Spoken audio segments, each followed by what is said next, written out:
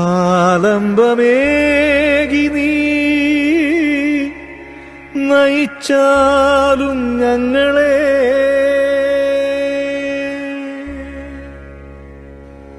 വളരണമെൻ ഭാഷ ശ്രേഷ്ഠമാം ഭാഷ വളർന്നീ നാട്ടിലും പടർന്നു പന്തലിക്കണം. അണയാതൻ ഭാഷയെ ഈ മണ്ണിൽ പുലർത്താൻ തുണയ്ക്കൂ നീ ഞങ്ങളെ. മലയാളം സൊസൈറ്റിയെ കുമ്പിട്ടു നിൽക്കുന്നതിനായി തവ മുന്നിൽ ഞങ്ങൾ ആശീർവദിച്ചാലും ദേവിയേ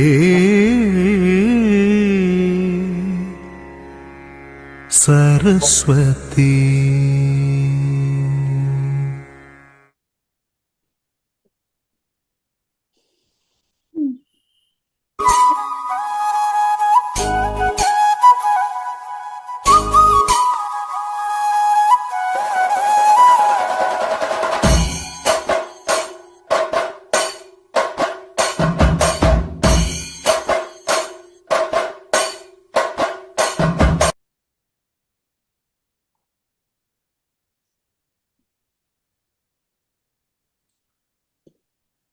ഓക്കെ, അടുത്തതായിട്ട് ഇന്നത്തെ സ്വാഗതം ആശംസിക്കാനായി ഞാൻ vice president Shrimati പൊന്നുപിള്ളയെ ക്ഷണിക്കും.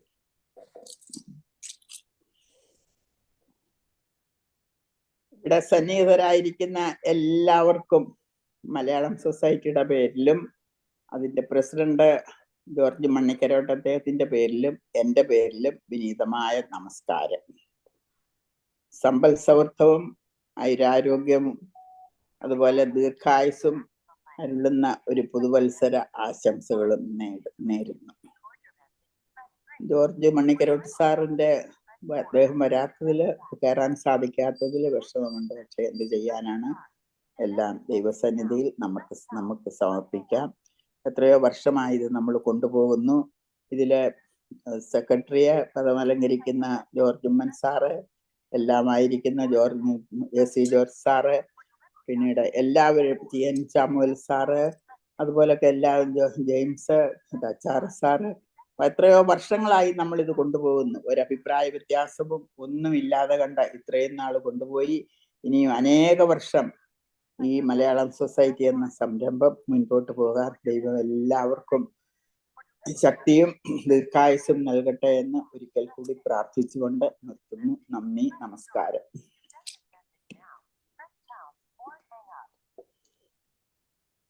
Thank you. ഇന്നത്തെ മോഡറേറ്റ് ചെയ്യുന്നത് AC ജോർജ് ആണ്. അദ്ദേഹത്തിന് ഞാൻ ഇത് മോഡറേറ്റ് ചെയ്യാനായിട്ട്, ഈ ഇന്നത്തെ വിഷയം അവതരിപ്പിക്കാനായിട്ട് ക്ഷണിക്കുകയാണ്. ജെയിംസ് ചെറുതടം നിങ്ങൾക്കെല്ലാവരും സുപരിചിതനാണ്. അദ്ദേഹം നമ്മളുടെ സജീവമായി ഇതിൽ പങ്കുകൊള്ളുന്ന ഒരു വ്യക്തിയാണ്. സാഹിത്യത്തോടും ഒരു ചിന്തകൻ കൂടിയാണ്. അദ്ദേഹത്തിൻ്റെ പലപ്പോഴുമുള്ള സംസാരത്തിൽ നിന്ന് ചിന്താധാരകൾ ഏത് വഴിക്ക് പോകുന്നു എന്നുള്ളത് പലപ്പോഴും നമുക്ക് മനസ്സിലാക്കാനുള്ള സന്ദർഭം കിട്ടിയിട്ടുണ്ട്. അദ്ദേഹം ഇന്ന് കൈവച്ചിരിക്കുന്നത് ഒരു ചെറുകഥയിലാണ്. അദ്ദേഹമാണ് നമ്മുടെ വിഷയം അവതരിപ്പിക്കുന്നത്, ബി അമേരിക്കൻ ബേബി. ഞാൻ മോഡറേറ്ററായ AC ജോർജിനെ കൃത്യം നിർവഹിക്കാനായിട്ട് ക്ഷണിച്ചോളൂ. Thank you George Puthenkurish. എല്ലാവർക്കും പുതുവത്സര ആശംസകൾ നേരുന്നു. നമുക്ക് വിഷയത്തിലേക്ക് തന്നെ കിടക്കാം. ഇന്ന് ദി അമേരിക്കൻ ബേബി എന്ന ഒരു ചെറുകഥയാണ് അവതരിപ്പിക്കുന്നത്. അത് അവതരിപ്പിക്കുന്നത് ശ്രീമാൻ ജെയിംസ് ചെറുതടം ആണ്. അപ്പോൾ അദ്ദേഹം കഥ അവതരിപ്പിക്കും. അതിനുശേഷം അതിനെപ്പറ്റിയുള്ള അവലോകനങ്ങള്, നിരൂപണങ്ങള്, വിമർശനങ്ങള് എന്തുമാകാം. അപ്പം ആദരപൂർവം ജെയിംസിനെ ക്ഷണിക്കുക. എല്ലാവർക്കും നമസ്കാരം. 2026 എല്ലാ ആശംസകളും ഞാൻ എല്ലാവർക്കും അറിയുകയാണ്. നല്ല നിലവാരത്തിൽ പോകുന്ന മലയാള സൊസൈറ്റിയിൽ എനിക്ക് ഇതുപോലൊരു അവസരം നൽകിയതിൽ എല്ലാവർക്കും നന്ദി ഞാൻ അറിയിച്ചുകൊള്ളുന്നു. ഞാൻ നേരെ കഥയിലേക്ക് കിടക്കുകയാണ്. ഇതിനു മുമ്പ് പലപ്പോഴും ഞാൻ മറ്റ് പ്രബന്ധങ്ങളൊക്കെ അവതരിപ്പിക്കുകയായിരുന്നു. തീർച്ചയായിട്ടും എൻ്റെ ഒരു എളിയ പരിശ്രമമാണ് ഇതിനെ നന്നായി ഇവാലുവേറ്റ് ചെയ്യുക. വിമർശന ബുദ്ധിയോടെയോ ആയാലും ആയിക്കോട്ടെ, പ്രോത്സാഹന ബുദ്ധിയോടെയോ ഏത് തരത്തിലായാലും ഞാൻ സ്വീകരിക്കും. എന്തായാലും നേരിട്ട് ഞാൻ കഥയിലേക്ക് കിടക്കുകയാണ്. പിന്നെ ഒരു കാര്യം ഞാൻ പറയുന്നത്, ഞാനിതില് ചില കാര്യങ്ങൾ ഹിഡനായി വെച്ചിട്ടുണ്ട്. അത് ഒന്ന് കണ്ടെത്താൻ പരിശ്രമിക്കുക. ഹിഡൻ എന്ന് പറഞ്ഞാൽ വലിയ സംഭവമല്ല, പക്ഷെ അത് ഇതിനൊരു സപ്പോർട്ടിംഗ് ആയിട്ടുള്ള ഒരു സംഗതിയാണ്. മനുഷ്യജീവിതത്തെ കുറിച്ചാണ് സംസാരിക്കുന്നത്. കഥ അതെങ്ങനെയാണ് പോകുന്നത്, അത് ഒന്ന് കണ്ടെത്താൻ ശ്രമിച്ചാൽ ഉപകാരമായിരുന്നു. Be American baby. ജോണിക്കുട്ടി ആലീസിനെ സമാധാനിപ്പിക്കാൻ പറഞ്ഞു. കേട്ടതേ ആലീസിന് കൂടുതൽ ദേഷ്യമായി. തന്റെയും മകന്റെയും നടപടിക്രമങ്ങളിൽ അരോചകമായതെന്തോ വിളിച്ചു പറഞ്ഞ് അവൾ ചീറി നിൽക്കുകയാണ്. ഇന്നെന്തായാലും അവളുടെ ഇര താനല്ല, മകനാണ്. 9th സ്റ്റാൻഡേർഡിൽ പഠിക്കുന്ന മകൻ ജോയലിന്റെ പഠനവും സ്കൂൾ ജീവിതവുമാണ് വിഷയം. ജോയൽ പഠനത്തെക്കാൾ ജീവിതം എങ്ങനെ കൂടുതൽ ആസ്വാദികരമാക്കാം എന്നതിലാണ് ശ്രദ്ധ.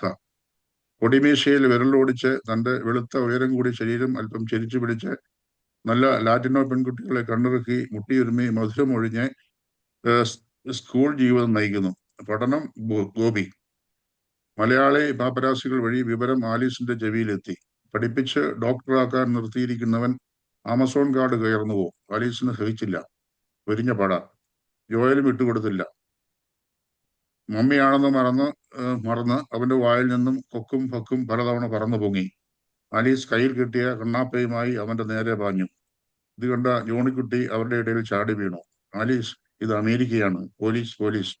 ഒരുവിധം തല്ലു തടഞ്ഞു. മക്കളെ തല്ലും, അത് മാരകായുധം കൊണ്ട്. സായിപ്പിനറിയുമോ കണ്ണാപ്പ എന്തെന്ന്? ബഹളത്തിനിടയിൽ ജോണിക്കുട്ടിയും എന്തൊക്കെയോ പറഞ്ഞു.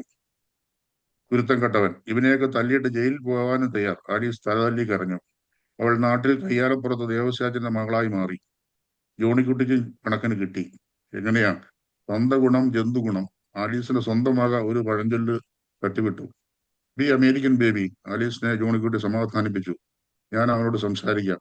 ഇത്തരം വിഷയങ്ങൾ ഉണ്ടായെങ്കിലേ അമേരിക്കൻ മലയാളി ഭാര്യമാർ തൽക്കാലത്തേക്കെങ്കിലും ഭർത്താവിന് മാന്യസ്ഥാനം നൽകുകയുള്ളൂ. ഇത് സുവർണാവസരം. ജോണിക്കുട്ടി മനസ്സിൽ ചിരിച്ചു. ഒരുപാട് നാൾ കൂടിയാണ് ആലീസ് ഓൺ കോൾ അവധിയെടുത്തു. സാധാരണ 2 ഹോസ്പിറ്റൽ ഡ്യൂട്ടി ഓവർ ടൈം കിട്ടിയാൽ അതിന് മാസം $20,000 ഉണ്ടാകും. ജോലിയുടെ കഷ്ടപ്പാടിനെ ആലീസ് പരിഗണിക്കുന്നില്ല. അവൾക്ക് ചില വാശികളുണ്ട്. മകനെ എത്ര മുടക്കിയും ഡോക്ടറാക്കണം. മകളെ എംടെക്കിന് ശേഷം നല്ല നെല്ല് പറഞ്ഞു വിടണം. ജോണി ഒരു 10 റീറ്റെയിൽ സ്റ്റോറിന്റെ എങ്കിലും സ്ലീപ്പിംഗ് പാർട്ട്ണർ ആക്കണം. നാട്ടിൽ 25 ഏക്കർ ഭൂമി വാങ്ങണം. ഇളയത്തങ്ങൾക്കുള്ളതാണ്. ഒരു കുടുംബസ്നേഹി. ജോണിക്കുട്ടിയെ ഇതിനോടകം തന്നെ 5 സ്റ്റോറിലെ സ്ലീപ്പിംഗ് പാർട്ട്ണർ ആക്കുവാനുള്ള പണം മുടക്കി കഴിഞ്ഞു. ഒരു സ്റ്റോറിലും ജോണിക്കുട്ടി രജിസ്റ്ററിൽ ജോലി ചെയ്യുന്നത് ആലീസിന് ഇഷ്ടമല്ല. അതിന് ജൈവപരമായ കാരണങ്ങളുണ്ട്. ആ സ്റ്റോറിൽ ജോലിക്ക് വരുന്ന വനിതകൾ താൻ പോലും നോക്കി നിന്നു പോകുന്ന നിറവും ഭംഗിയും, അവരുടെ അമിത സ്വാതന്ത്ര്യത്തോടുള്ള ഇടപെടലുകളും. മുതലാളിയെങ്കിലും നിരന്തരമുള്ള ഇടപെടലുകളിൽ അപകടം പതിയിരിക്കുന്നു.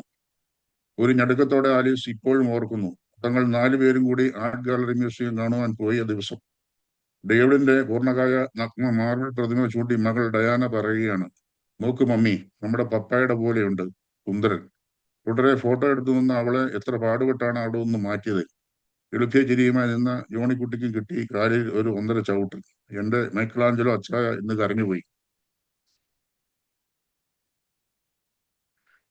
ജോണിക്കുട്ടി ഡേവിഡ് പ്രതിമയെ പോലെ സുന്ദരനാണ്. നല്ല നിറം, ഉയരം, വണ്ണമുള്ള യൂക്കാലി മരത്തിന്റെ പുറംതൊലി മാറിയതുപോലുള്ള ശരീരം. ഏത് പെണ്ണു കണ്ടാലും ഒന്ന് നോക്കി നിന്നു പോവും. തല നിറയെ ഓടി വളഞ്ഞ മുടി തീകണമെന്നില്ല. യാത്രയ്ക്ക് പോകാൻ ഒരുക്കുന്ന രീതിയിൽ ചമഞ്ഞാണ് നിൽക്കുന്നത്. ആലീസിന് ഭർത്താവിനുള്ള ഈ ഭംഗി സന്തോഷത്തെക്കാൾ മനസ്സിൽ തീയാണ് സമ്മാനിച്ചത്. ഇങ്ങനെ ഒരു സ്ത്രീ, എപ്പോഴും ഒരു വ്യഗ്രത, ഒരു ആവേശം, നിരന്തര അസ്വസ്ഥതയിൽ അവൾ കുടുങ്ങിക്കിടന്നു. സുന്ദരനായ ഭർത്താവ്, നല്ല മക്കൾ, ആവശ്യത്തിലേറെ സമ്പത്ത്. സ്ലീപ്പിംഗ് പാർട്ണർ എന്ന നിലയിൽ ജോണിക്കുട്ടി ആലീസിനേക്കാൾ സമ്പാദിക്കുന്നു. എന്നിട്ടും ഒരു പോരായ്മ. ഒടുവിൽ അവൾ തിരിച്ചറിഞ്ഞു, പ്രശസ്തി അത് നേടണം. പള്ളിയിൽ വെച്ച് പരിചയപ്പെട്ട ആലീസിന്റെ സുഹൃത്തുക്കളുടെ ഭർത്താക്കന്മാർ ഗ്യാരണ്ടി. ജോണിക്കുട്ടിയും കുറെ സംഘടനകളിൽ അംഗമായി. ഏതാനും ചില ക്ലബ്ബുകളിലും. പലതിലും പല പദവികളും വഹിച്ചു. നിരന്തരം യാത്രകൾ, മീറ്റിങ്ങുകൾ, താരനിശകൾ. എല്ലായിടത്തും ജോണിക്കുട്ടി തിളങ്ങി നിന്നു. ഇവയൊക്കെ ആലീസും ഇഷ്ടപ്പെട്ടു. നല്ലൊരു പ്രാസംഗികരും എഴുത്തുകാരനുമായി അദ്ദേഹം വളർന്നു. സാഹിത്യരംഗത്ത് കൈവച്ച ജോണിക്കുട്ടി വാക്കുകളെ നടത്തിയും ഓടിച്ചും സൂര്യഗോളങ്ങൾക്കിടയിലൂടെ ഉരുട്ടിയും പരീക്ഷണങ്ങൾ നടത്തി. പലവിധ അവാർഡുകൾ ഷോക്കേസിൽ നിറഞ്ഞു. അങ്ങനെ അമേരിക്കൻ മലയാളി സമൂഹത്തിനിടയിൽ തങ്ങളുടെ കുടുംബം തിളങ്ങി നിൽക്കുന്നതിൽ ആലീസ് വല്ലാതെ സന്തോഷിച്ചു. ജോണിക്കുട്ടി ഒരു വൈറ്റ് കോളർ ഭർത്താവാണെന്ന് തന്റെ അഭിമാനത്തോടെ ആലീസ് മേനി പറഞ്ഞു നടന്നു. തന്റെ ചിട്ടപ്പെടുത്തലാണ് അതിന് കാരണമെന്നും.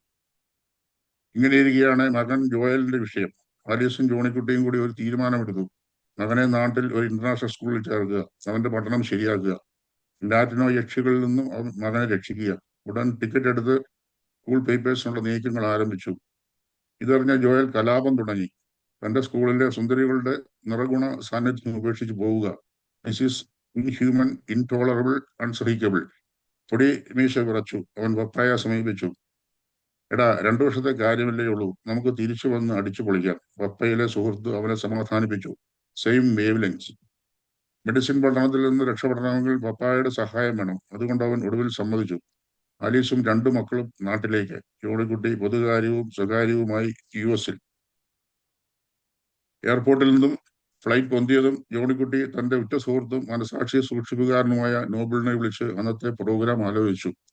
നോബിൾ ഒരു കഥാപാത്രമാണ്. നോബിൾ എന്ന പേരുള്ളവരെല്ലാം കുഴകളാണെന്നാണ് അവരുടെ തന്നെ അഭിപ്രായം.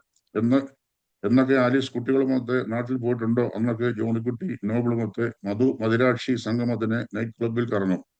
ജോണിക്കുട്ടി നോബിളുമൊത്ത് യൂറോപ്പിലെയും റഷ്യയിലെയും വിവിധ പ്രദേശങ്ങളിൽ നിന്നുള്ള ധരണീമണികളുടെ സേവനം ഏറ്റുവാങ്ങി നിഗൂഢമായ പൗരുഷ സംതൃപ്തിയോടെ കുടുംബം തിരികെ വരുന്ന ദിവസം അവർക്കിഷ്ടമുള്ള ഭക്ഷണം സംഘടിപ്പിച്ച് കാത്തിരിക്കുന്ന നല്ല ഭർത്താവായി ജോണിക്കുട്ടി മാറും. ജോണിക്കുട്ടിയെ നന്നായി അറിയാവുന്ന നോബിൾ പറയുന്നത് ഒരു ഉപമയാണ്. മണൽ കണ്ടാൽ മാർജാരൻ മാന്തിയിരിക്കും. കേൾക്കുമ്പോൾ ജോണിക്കുട്ടി മദ്യലഹരിയിൽ ഒരു ചെറുചീറ്റിയോടെ തികച്ചും വ്യത്യസ്തനായ മനുഷ്യനായി മാറും. ജോണിക്കുട്ടി ചിന്തിച്ചു, തന്റെയും ആലീസിന്റെയും കഴിഞ്ഞുപോയ ജീവിതം, ആലീസിന്റെ കർക്കശ ഭാവം, മാനസിക ബന്ധത്തിലും ശാരീരിക ബന്ധത്തിലും ഒരുതരം മേധാവിത്വം, അവരാ മാപ്പിള എന്ന മറ്റുള്ള ആലീസിന്റെ ഭാവം,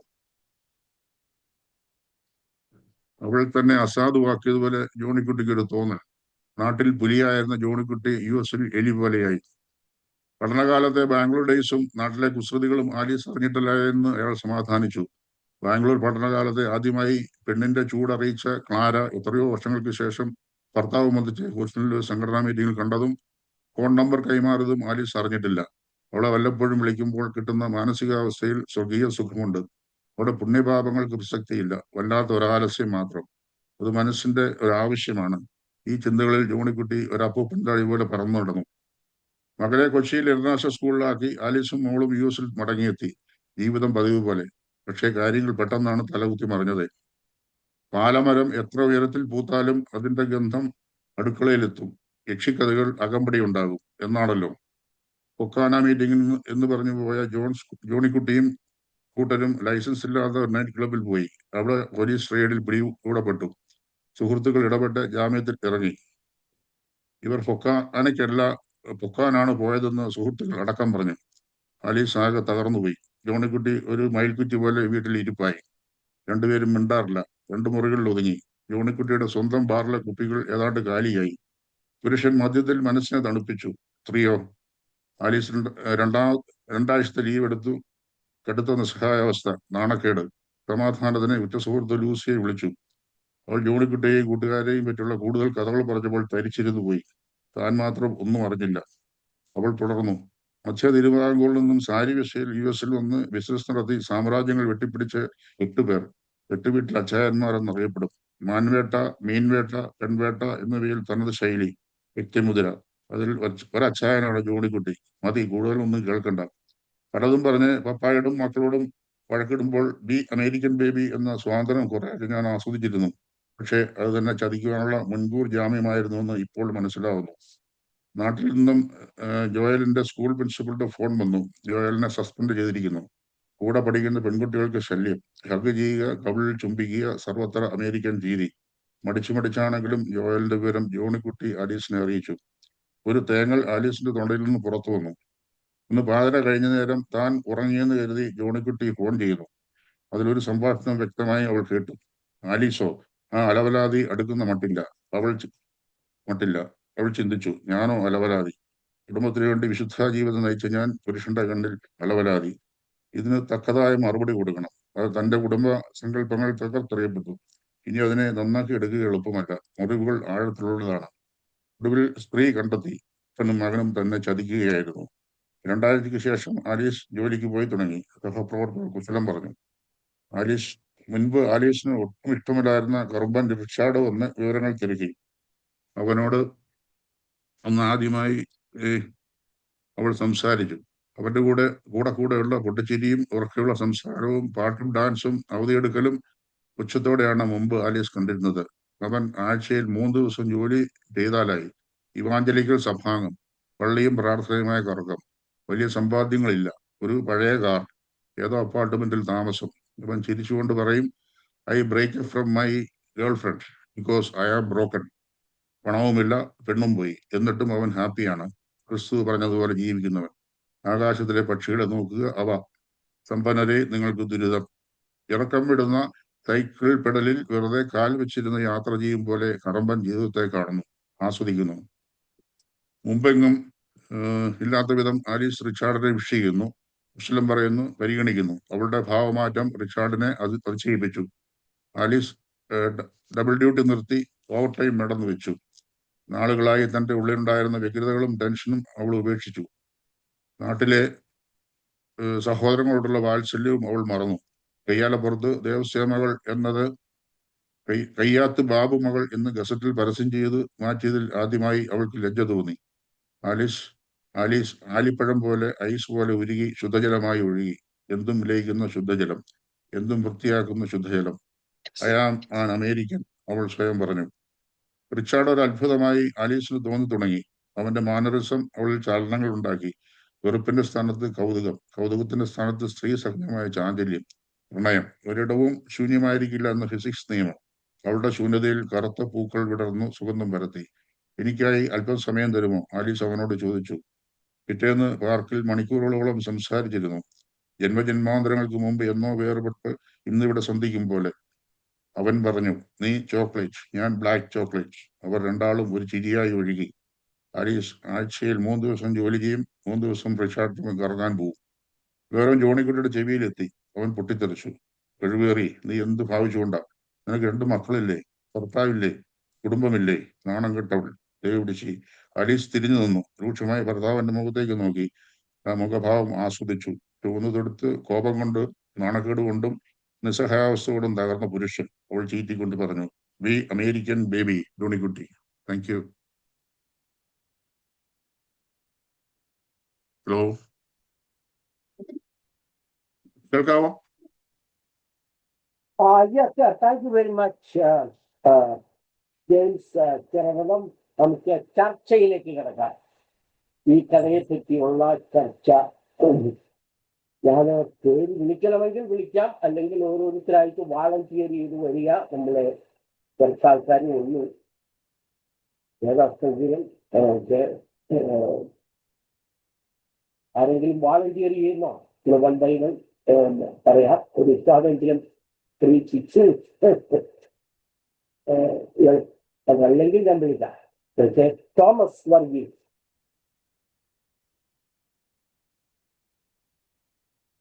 കേൾക്കാമല്ലോ അല്ലേ? കേൾക്കാം. ഇത് ഈ പലപ്പോഴും കുടുംബത്തിലാണേലും ഇതൊക്കെ സാധാരണ സംഭവിക്കാറുണ്ട്. എക്സ്പ്രസ് ചെയ്യാറില്ലെങ്കിലും അവരുടെ മനസ്സുകളിലൊക്കെ സ്ത്രീകൾക്കും ഇതുണ്ടാകും. പുരുഷന്മാർക്കും ഇങ്ങനെയുള്ള വികാരങ്ങളൊക്കെ, സംശയങ്ങളും അസൂയ എന്ന് പറയാം, അതെല്ലാം സംഭവിക്കാറുണ്ട്. ഇങ്ങനൊരു കഥയൊക്കെ വരുന്നതുകൊണ്ട് നമുക്ക് നമ്മളെ തന്നെ ഒന്ന് മനസ്സിലാക്കാൻ ഇതൊക്കെ ഒരു സാധാരണ സംഭവമാണെന്നുള്ളത് മനസ്സിലാക്കി അതിനെ ആ രീതിയിൽ അങ്ങ് വിടാനും നമുക്ക് സാധിക്കും. ഇതിങ്ങനെ മനുഷ്യർക്കുണ്ടാകുന്ന ചില തെറ്റിദ്ധാരണകളും വൈകാരിക ഭാവങ്ങളും ഒക്കെയാണെന്ന് മനസ്സിലാക്കി. Anyway thank you very much James. Thank you. Thank U Thomas Varghese. അടുത്തതായിട്ട് നമുക്ക് ജോസഫ് തച്ചാറയിലേക്ക് പോകാം. തച്ചാറയ്ക്ക് ശേഷം ഫിലിപ്പ് കല്ലട സാർ കേട്ടാ റെഡിയാകാനുള്ള ഒരു സമയം കിട്ടുമല്ലോ. ജോസഫ് തച്ചാറ.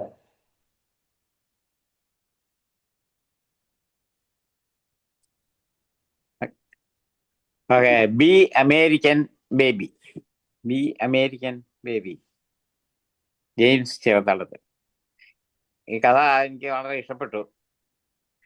ഇത് വളരെ വളരെ വളരെ ഗംഭീരമാണ്. ഞാൻ ഇതിനു മുമ്പ് ഈ ജെയിംസ് ചെറുതളത്തിന്റെ കഥകൾ കേട്ടിട്ടുണ്ടായിരിക്കാം, പക്ഷെ ഇത്രയും ശ്രദ്ധിച്ച് കേൾക്കാഞ്ഞുകൊണ്ടാണോ അതോ ഡീറ്റെയിൽ ആയിട്ട് പഠിക്കാഞ്ഞുകൊണ്ടാണോ എന്നറിയാൻ മേല അന്നൊന്നും ഇത്ര ഗംഭീരമായിട്ട് എനിക്ക് തോന്നിയില്ല. പക്ഷെ ഇതിനകത്ത് ചില സംശയങ്ങളും ചില മാറ്റങ്ങൾ വരുത്തേണ്ടതായിട്ടുണ്ടെന്നൊക്കെ എനിക്ക് തോന്നി. ഇപ്പൊ അതിനെപ്പറ്റി ആദ്യം ഒന്ന് പറയാം. ആമസോൺ കാട് കയറുന്നുവോ എന്ന ഒരു എക്സ്പ്രഷൻ ഉണ്ട്. സൗത്ത് അമേരിക്കൻ പെണ്ണുങ്ങളെ ഉദ്ദേശിച്ചാണ് എന്ന് എനിക്ക് തോന്നുന്നു. വലിയ കുഴപ്പമില്ലായിരിക്കാം. പിന്നെ കൊക്കും ഫക്കും എന്നുള്ള പ്രയോഗമൊക്കെ ഉപേക്ഷിക്കുന്നതായിരിക്കും നല്ലതെന്ന് എനിക്ക് തോന്നുന്നു. അതാണ് എൻ്റെ വേറൊരു സജഷൻ. ഇനി കണ്ണാപ്പ എന്ന് പറയുന്നത് ഞാൻ അമേരിക്കൻ ആയതുകൊണ്ടാണോ എന്ന് അറിയാൻ മേല, എനിക്കും മനസ്സിലായില്ല എന്താ ഈ കണ്ണാപ്പാന്ന്. അതൊന്ന് ക്ലാരിഫൈ ചെയ്യണം. പിന്നെ പാപ്പരാസി എന്ന പ്രയോഗം അത് മലയാളത്തിൽ അങ്ങനെയുള്ള ഒരു പ്രയോഗമായിട്ടുണ്ടോ എനിക്കറിയാൻ മേല. അത് ഇംഗ്ലീഷ് പ്രയോഗമാണോ? അത് എന്താണെന്ന് അറിഞ്ഞാൽ കൊള്ളാം. പിന്നെ അബ്രഹാം മാപ്പിള എന്ന് പറയുന്ന ആ പൊങ്ങച്ചത്തെ കാണിക്കുന്ന ഒരു പ്രയോഗം എന്നുള്ള രീതിയിൽ മനസ്സിലാക്കാമെന്ന് തോന്നുന്നു. സാരി വിസാദ് വളരെ നല്ലൊരു പ്രയോഗമാണ്.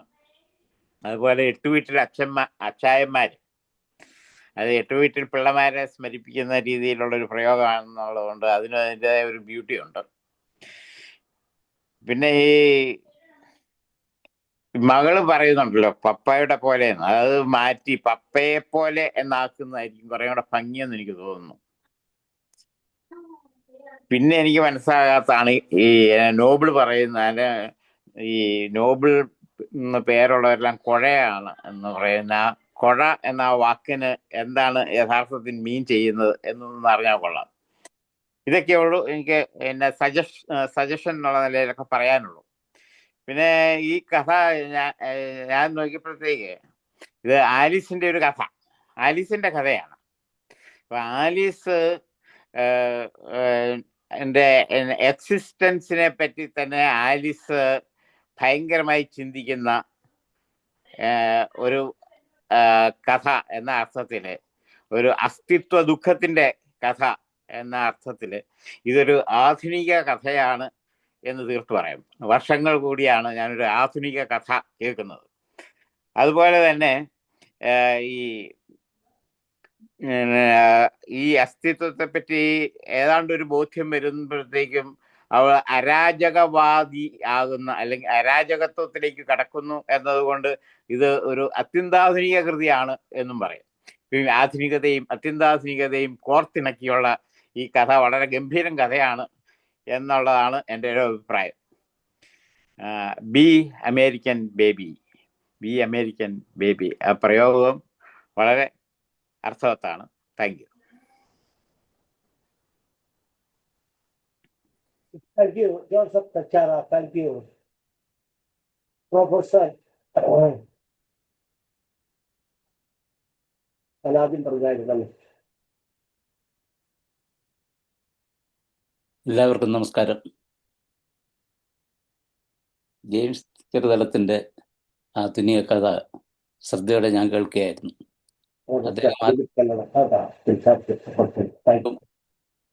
ഒരു മുൻവിധി എടുത്തിരുന്നു, ഇതിലെന്തെങ്കിലും മോശമായിട്ടുണ്ടെങ്കിലും നല്ലതായിട്ടുണ്ടെങ്കിലും രണ്ടും പറയാം. രണ്ട് അഭിപ്രായങ്ങളും പറയുന്നതിൽ അദ്ദേഹം സന്നദ്ധനാണ് എന്നറിയിച്ചു.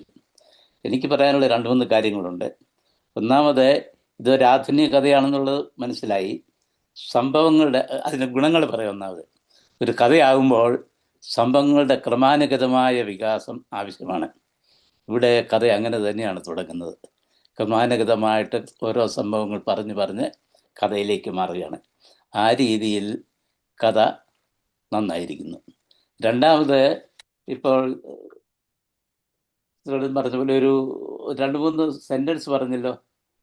ആ സെൻറ്റൻസ് ഒക്കെ ശരി തന്നെയാണ്. കണ്ണാപ്പയും അതുപോലെ തന്നെ ഡയാനയുടെ ഭർത്താവിനൊക്കെ ആ രീതിയിൽ, കുട്ടികളുടെ രീതിയിൽ, ആ രീതിയിൽ തന്നെ ശരിയാണ്.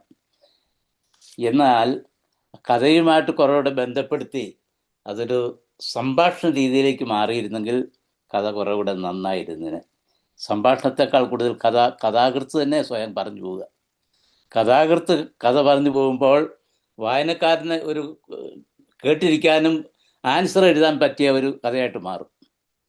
കുട്ടികൾക്ക് പഠിക്കാനുള്ള ആൻസർ എഴുതുന്ന കഥയായിട്ട് മാറും. അങ്ങനെയല്ല ഒരിക്കലും കഥ എഴുതേണ്ടത്. കഥ എഴുതുമ്പോൾ ധ്വനിപ്പിക്കുക മാത്രമേ ചെയ്യാവുള്ളൂ. ടി പത്മനാഭനൊക്കെ എഴുതുമ്പോൾ സംഭാഷണം മാത്രമേ കാണത്തുള്ളൂ ചില കഥയിൽ. അത് സംഭാഷണത്തിലൂടെ അതിൻ്റെ ഉള്ളിലെ വ്യംഗ്യം കേൾവിക്കാരനെ ധ്വനിപ്പിക്കുന്ന രീതിയിൽ അത് കുറച്ചുകൂടെ മനോഹരമാക്കാമായിരുന്നു. അതേ രീതിയിൽ തൻ്റെ സ്വപ്നങ്ങളെക്കുറിച്ചാണ് ഇവിടെ ആലീസ് സംസാരിക്കുന്നത്. ആലീസ് കഥാനായികയാണ്. കഥയുടെ മെയിൻ ഭാഗം മുഴുവൻ ആലീസിലൂടെയാണ്. ആലീസ് തൻ്റെ സ്വപ്നങ്ങൾ പൂർത്തിയാക്കുവാനായിട്ട് തനിക്ക് സുന്ദരനായ ഒരു ഭർത്താവിനെ കൊണ്ടുവന്നു. ജോലിയില്ലാത്ത ഭർത്താവിന് ജോലി ഉണ്ടാക്കി കൊടുത്തു. മക്കളെ 2 പഠിപ്പിക്കാനുള്ള പണം കഷ്ടപ്പെട്ടുണ്ടാക്കി. എന്നാൽ ഇതൊന്നും ശാശ്വതമായി തീരുന്നില്ല. അവിടെ സ്വപ്നങ്ങൾ തകരുന്ന ഒരു അനുഭവമാണ് ഉണ്ടാകുന്നത്. ഈ സ്വപ്നത്തിൻ്റെ തകർച്ചയാണ് അമേരിക്കൻ ജീവിതത്തിൻ്റെ പലപ്പോഴും ഉണ്ടാകുന്ന ഒരു അനുഭവം. സൊസൈറ്റിയിൽ മുഴുവൻ കാണുന്ന, അമേരിക്ക മാത്രമല്ല നമ്മുടെ നാട്ടിലൊക്കെ കാണുന്നത്, ഒരു തലമുറ മുഴുവൻ കഷ്ടപ്പെട്ട് പണം ഉണ്ടാക്കി ഭംഗിയാക്കാൻ നോക്കും. പക്ഷെ അടുത്ത തലമുറ അതിന് യാതൊരു വിലയും കൊടുക്കാതെ തകർന്നു പോകുന്നു. ഈ തകർച്ചയാണ് ആലീസിനെ ഏറ്റവും ദുഃഖത്തിലേക്ക് താഴ്ത്തുന്നത്. അങ്ങനെ ദുഃഖത്തിലേക്ക് താഴുമ്പോൾ തൻ്റെ ഭർത്താവിനെ വിട്ട് മറ്റൊരാളുമായിട്ട് സ്നേഹിക്കുവാനും സംലാപിക്കാനും ഒക്കെ അവൾക്ക് തോന്നിയതിന് കാരണം കഠിനമായ നിരാശയാണ്. ആ നിരാശ ഭംഗിയായിട്ട് ഇടയ്ക്കിടയ്ക്ക് ചില വാക്കുകളിലൂടെ പറയുന്നുണ്ട്. പേര് മാറ്റിയതും വീടുമായിട്ടുള്ള ബന്ധം വിട്ടതിലും അവർക്കൊക്കെ കൊടുക്കുന്ന പണം നിർത്തിയതിലുമൊക്കെ അവൾക്കുണ്ടാകുന്ന ദേഷ്യമല്ല, നിരാശയാണ് അവിടെ വ്യക്തമാക്കിയിരിക്കുന്നത്. അത് വളരെ ഭംഗിയായിട്ട് പറയാൻ സാധിച്ചു. മറ്റൊന്ന്, ആലീസിൻ്റെ ഈ ദുരന്തങ്ങളുടെ എല്ലാം ചുഴികളിലേക്ക് സ്വയം എടുത്തു ചാടുന്ന ഒരു അനുഭവം. അതിന് കാരണക്കാരൻ ഭർത്താവ് തന്നെയാണെന്നുള്ളത് നമുക്കറിയാം. എന്നാൽ ആലീസ് മനസ്സിലാക്കി കഴിഞ്ഞപ്പോഴേക്കും ആലീസ് മനസ്സിലായി ഭർത്താവിനെ കൊണ്ട് ഇനി സാധ്യമല്ല. തന്നെ പഴയതുപോലെ താൻ പറയുന്ന വിധത്തിൽ നിന്ന് ജീവിതത്തെ മുൻപോട്ട് കൊണ്ടുപോകാൻ ഒരിക്കലും ഈ മനുഷ്യന് സാധിക്കുകയില്ല. അതുകൊണ്ട് തൻ്റെ തകർന്നു പോയ സ്വപ്നങ്ങൾക്കിടയിൽ കൂടുതൽ തകർച്ചയിലേക്ക്, കായമത്ത് എന്ന് പറയുന്നത് പോലെ കൂടുതൽ തകർച്ചയിലേക്ക് പോകുന്ന ഒരു അനുഭവമാണ് കഥയുടെ അവസാനം കാണുന്നത്. ഇനി എനിക്ക് പറയാനുള്ള ഒരു സജഷൻ, ഈ കഥയിൽ നമുക്ക് ഒട്ടും മൊറാലിറ്റി കാണാനില്ല. കഥയ്ക്ക് ചെറിയ മൊറാലിറ്റി വേണം. എല്ലാം തകർന്നു പോയ ഒരു അനുഭവത്തിലോ ഏറ്റവും സെക്സി ആയിട്ടുള്ള അനുഭവത്തിലോ കൂടെ മാത്രം മനുഷ്യജീവിതം പോകുന്നു എന്ന് പറയുന്നത് ശരിയല്ല. അങ്ങനെ പോകുന്നില്ല. കാരണം എല്ലായിടത്തും ഒരു നന്മയുടെ ഒരു അംശമെങ്കിലും ഒരു കിരണം കാണും. നന്മയുടെ കിരണം കാണുവാൻ പറ്റിയ ചില അംശങ്ങളുണ്ടായിരുന്നു.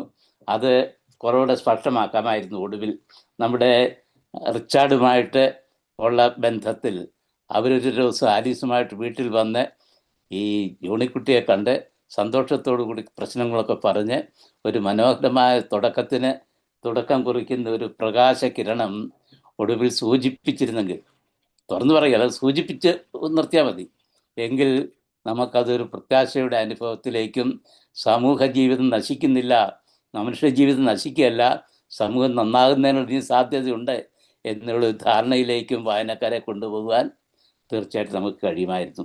ആ രീതിയിൽ ശ്രമിച്ചിരുന്ന കുറവുകൂടെ നന്നാകുമായിരുന്നു. പക്ഷേ ഈ കഥയുടെ ഇതിവൃത്തം നല്ലതാണ്, അതിൻ്റെ പ്രയോഗം നല്ലതാണ്, മുൻപോട്ടുള്ള ഗമനങ്ങളൊക്കെ നല്ലതാണ്. ഇങ്ങനെ 1-2 ചെറിയ പോരായ്മകൾ മാത്രം ഞാൻ കണ്ടുപിടിച്ചത്, മനസ്സിലാക്കിയത് പറഞ്ഞതേ ഉള്ളൂ.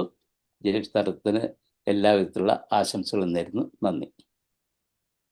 Thank you professor Philip Kallada. അടുത്തതായിട്ട് ശ്രീമാൻ ജോസഫ് നമ്പിമൻ, അതിനുശേഷം ടി എൻ സാമു. കേൾക്കാമല്ലേ? Good. Yeah. ആദ്യമായി പറയട്ടെ, കഥ വളരെ ഇഷ്ടപ്പെട്ടു എന്ന് തന്നെ പറയാം. അത് അതിന് ആദ്യമായിട്ട് അനുമോദനങ്ങൾ പറയുന്നു.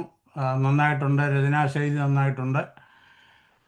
പിന്നെ ആദ്യ പേരിന് ഒരു ചെറിയ സംശയമുള്ളത് അമേരിക്കൻ ബേബി എന്നുള്ളതിന് പകരം ഇത് വെറും ബി ആണ് ഇട്ടിരിക്കുന്നത്. അതായത് നമ്മളെ ABC എന്ന് പറയുന്ന മാതിരി വെറും BE ആണ് ബി എന്ന് ഉദ്ദേശിക്കുന്നത്. കഥാകൃത്ത് ഉദ്ദേശിക്കുന്നത് അമേരിക്കൻ എന്നുള്ള അർത്ഥത്തിൽ ബി. അപ്പോൾ അതിനൊരു ബിക്ക് ഒരു ദീർഘം വേണ്ടേ എന്നത് എൻ്റെ ഒരു സംശയമാണ്. എനിക്കങ്ങനെയാണ് വായിച്ചപ്പോൾ ആ ബി വെറും പിന്നെ ഉദ്ദേശിക്കുന്ന അർത്ഥത്തോട് ചേരുന്നില്ല എന്ന് എനിക്ക് തോന്നി. അത് ഒരു സജഷൻ. പിന്നീട് ഇവിടെ ആരാണ് മുമ്പേ നമ്മളെ തച്ചാറ് പറഞ്ഞതുമാതിരി അതിനോട് യോജിക്കുന്നു കുറേയൊക്കെ. ചില കാര്യങ്ങളോട് വിയോജിപ്പുണ്ട്. അതുപോലെ തന്നെ ഫിലിപ്പ് കല്ലട സാറ് പറഞ്ഞത് ഒരു കഥയിലെ എന്തോ ഒരു ഗുണപാഠം അല്ലെങ്കിൽ വരുന്നില്ല, അങ്ങനെ വരേണ്ട ആവശ്യമില്ല എന്നാണ് എൻ്റെ പക്ഷം. കാരണം ഇത് ഒരു ചെറുകഥയാണ്. ആ ചെറുകഥയ്ക്കകത്ത് അവർ തമ്മിൽ തിരിച്ചു വരുന്നതും കൂടുന്നതും എല്ലാം അപ്പോൾ വിശദീകരിക്കാൻ പോയാൽ ഒരു നോവലാകും. അപ്പോൾ അവിടെ കൊണ്ട് നിർത്തുക. ചെറുകഥ ചെറുതായിരിക്കുക. അതുകൊണ്ട് അതിനെ വിശദീകരിക്കേണ്ട ആവശ്യമില്ലെന്നാണ് എൻ്റെ പക്ഷം. പിന്നെ ആമസോൺ കാട് കയറുന്നു എന്നുള്ള തച്ചാറാട് ചോദ്യത്തിന് അതായത് ലാറ്റിൻ അമേരിക്കൻ രാജ്യങ്ങളിൽ ലാറ്റിൻ അമേരിക്കൻ പെൺകുട്ടികളുടെ പുറകെ പോകുന്നു എന്നുള്ള അർത്ഥത്തിലാണ് അദ്ദേഹം അത് ഉപയോഗിച്ചിരിക്കുന്നതെന്നാണ് ഞാൻ മനസ്സിലാക്കുന്നത്. ആമസോൺ കാട് കയറുമെന്നോ എന്ന പ്രയോഗം കൊണ്ട്. അപ്പോൾ അതിനകത്ത് തെറ്റൊന്നും ഞാൻ കാണുന്നില്ല. അത് നല്ല ഒരു ശൈലി പ്രയോഗമാണായിട്ട് എനിക്ക് തോന്നുന്നു. പിന്നെ കണ്ണാപ്പയുടെ അർത്ഥം എന്താണെന്ന് എനിക്കും മനസ്സിലായിട്ടില്ല. അതെന്തോ സംഗതി എന്നുള്ളത് എനിക്ക് പിടിയില്ല. അതൊന്ന് പിന്നീട് വിശദീകരിച്ചാൽ കൊള്ളാം. അതുപോലെ തന്തഗുണം, ജന്തുഗുണം, പിന്നെ വിത്ത് ഗുണം 10 ഗുണം എന്നാണ് നമ്മളൊക്കെ പഠിച്ചിരിക്കുന്നത്. അതിന് പകരമായിട്ട് അതൊരു മാറിയ ശൈലിയിലുള്ള ഉപയോഗമാണ്. അതും ഒരു പുതുമയുള്ള കാരണമാണ്. തന്തഗുണം, ജന്തുഗുണം, അതെനിക്ക് നന്നായിട്ട് കൊള്ളാം. അത് കാര്യം നമ്മുടെ വിത്ത് ഗുണം 10 ഗുണം അല്ലെങ്കിൽ തള്ള തടി വഴി പിള്ള ഇലച്ചില വഴി എന്നൊക്കെ നമ്മൾ പഴഞ്ചൊല്ലുകൾ കേട്ടിട്ടുണ്ട്. അപ്പോൾ ആ പഴഞ്ചൊല്ലിൽ നിന്നൊരു ഡീവിയേഷൻ വരുത്തി ഒരു പുതിയ രീതിയിൽ അവതരിപ്പിച്ച് നന്നായി എന്ന് തന്നെയാണ് എൻ്റെ പക്ഷം. പിന്നെ തച്ചാറ പറഞ്ഞാൽ പപ്പായുടെ പോലുണ്ട് എന്ന് പറയുമ്പോഴത്തേക്ക് വേറെയൊക്കെ കാര്യം ഡേവിഡിൻ്റെ മൈക്കിളാഞ്ചലോയുടെ ഡേവിഡിൻ്റെ പ്രതിമ എന്ന നഗ്ന പ്രതിമയാണ്. അപ്പം ഡേവിഡിൻ്റെ നഗ്നത കണ്ടുകൊണ്ട് മറ്റേ പപ്പായുടെ പോലെ ഉണ്ടെന്ന് പറയുമ്പോൾ തീർച്ചയായിട്ടും ഒരു ദ്വയാർത്ഥ പ്രയോഗം അതിലടങ്ങിയിട്ടുണ്ട്. അത് മനഃപൂർവ്വം എഴുതിയതാണോ അതോ സജഷൻ തച്ചാറ പറഞ്ഞാൽ പപ്പയെ പോലെ ഉണ്ടെന്നായാൽ ദ്വയാർത്ഥ പ്രയോഗം ഒഴിവാക്കാം എന്നുള്ളതുണ്ട്. പക്ഷെ അതും എഴുത്തുകാരൻ്റെ സ്വാതന്ത്ര്യമാണ്. പിന്നെ ഈ പിന്നെ കൊക്കും ഫക്കും അത് എനിക്കതും വളരെ ഒരു പുതുമയുള്ള വാക്കായിട്ടാണ് എനിക്ക് തോന്നിയത്. കാരണം ഇവിടെ മലയാളി കുട്ടികളെ സംസാരിക്കുന്നതൊക്കെ കേട്ട ഇവരുടെ വെറും സാധാരണ വാക്കുകളാണ് ഇതൊക്കെ. ഈ എഫ് വേർഡ് എന്ന് പറഞ്ഞാൽ അവർക്ക് മുറിക്ക്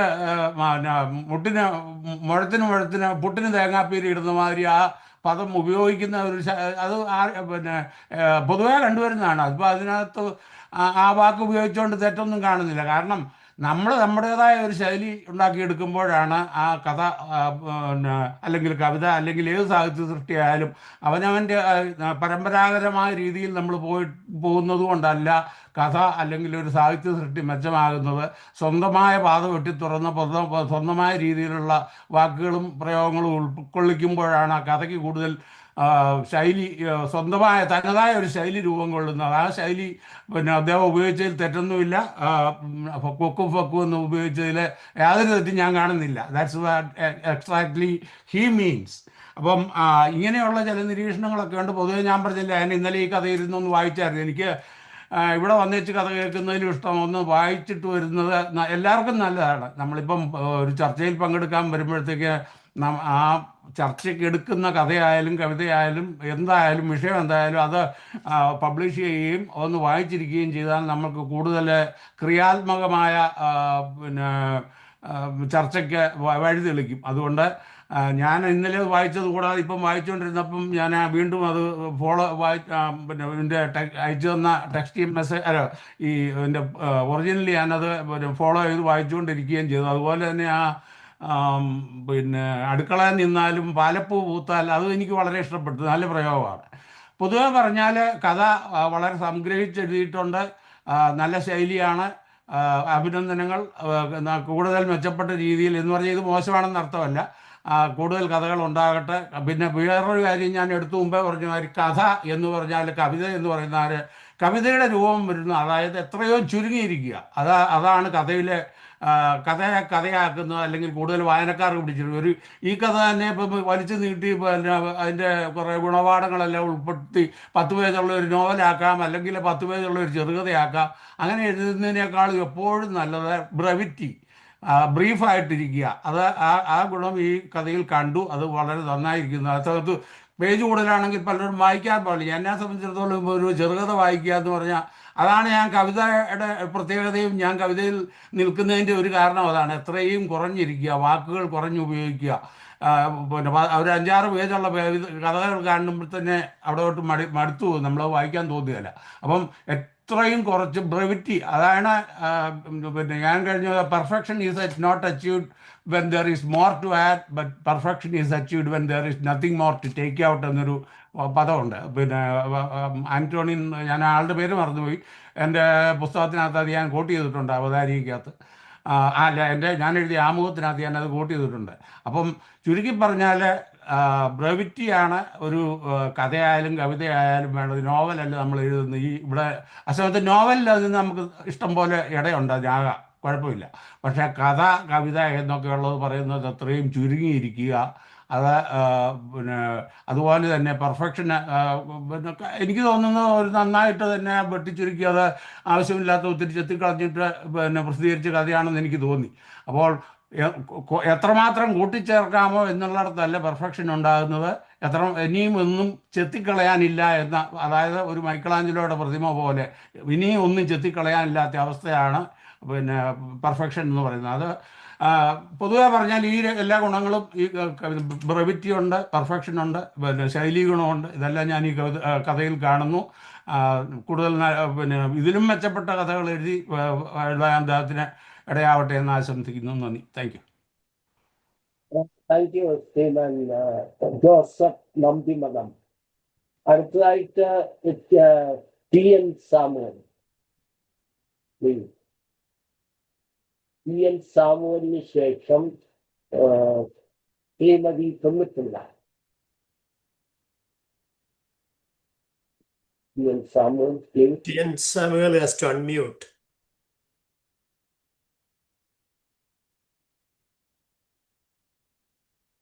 ഇപ്പോൾ കേൾക്കാമല്ലോ അല്ലേ? കേൾക്കാം. ഓക്കെ. എല്ലാവർക്കും നമസ്കാരം. അതുപോലെ തന്നെ പുതുവത്സര ആശംസകൾ. ജെയിംസ് ചെറുതറത്തിലിൻ്റെ കഥ കേട്ടു. അദ്ദേഹം എന്തോ രഹസ്യം അതിനകത്ത് ഒളിച്ചു വെച്ചിട്ടുണ്ട് എന്ന് പറഞ്ഞു. പക്ഷേ അത് ഞാൻ വായിച്ചിട്ട് കേട്ടിട്ട് എനിക്ക് അത് പിടികിട്ടിയിട്ടില്ല. അത് ലേറ്റർ ഓൺ അത് കേൾക്കാം എന്ന് ഞാൻ വിശ്വസിക്കുന്നു.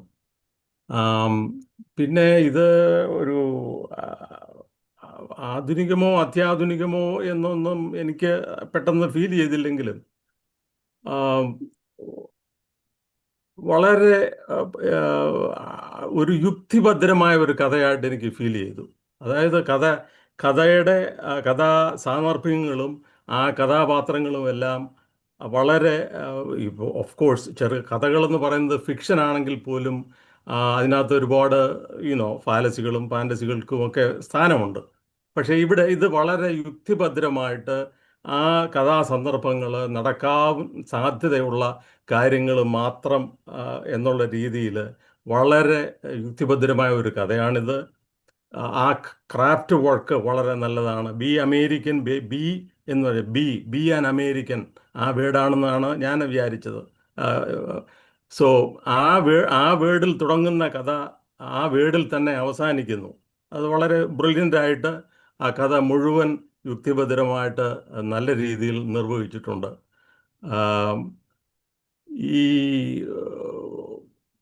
അത് മൊത്തത്തിൽ പറയുകയാണെങ്കിൽ നല്ല ഒരു ചെറുകഥയാണ്. ഒരു പക്ഷേ ഇനിയും കൂടുതൽ അത് വൃത്തിയാക്കാമായിരിക്കാം. പക്ഷേ നമ്മുടെ മലയാളികൾക്ക് പ്രത്യേകിച്ച് ഈ എക്സ്ട്രാ മാരിറ്റൽ അഫയേഴ്സും അല്ലെങ്കിൽ അങ്ങനെയുള്ള കൂടുതൽ വിഷയങ്ങൾ കൂടുതൽ വായിക്കാനുള്ള ഒരു ആസ്വാദന ശേഷി, ആ വിഷയം കൂടുതൽ മനുഷ്യർക്ക് ഇഷ്ടപ്പെടുന്നതായതുകൊണ്ട് എൻ്റെ ഒരു ചെറിയ ഭയം മാത്രം ഞാൻ ഇതിനകത്ത് നിങ്ങളോട് ജെയിംസിനോട് പറയുകയാണ്. ഇതൊരു ഒരു ഒരു ഒരു ഒരു പൈങ്കിളി കഥയുടെ കാറ്റഗറിയിലേക്ക് ഇതായി പോകുമോ എന്നുള്ള ഒരു ഭയം എനിക്കുണ്ട്. അത് നേരത്തെ കലണ്ട സാറ് പറഞ്ഞതുപോലെ ഈ വിഷയം കുറച്ചുകൂടെ ഗോപ്യമായിട്ടോ എന്തെങ്കിലും വെച്ചിട്ട് അല്പം കൂടെ സീരിയസ് മാറ്ററിലേക്ക് ഇത് കൊണ്ടുവന്നാൽ അത് കുറച്ചുകൂടെ ഭംഗിയായിരുന്നു എന്നെനിക്ക് തോന്നിയിട്ടുണ്ട്. പക്ഷേ കഥാകാരൻ ഉദ്ദേശിച്ചത് വളരെ വ്യക്തമായിട്ട് നമുക്കതിനകത്ത് വായിച്ചെടുക്കാൻ സാധിക്കും, മനസ്സിലാക്കാൻ സാധിക്കും.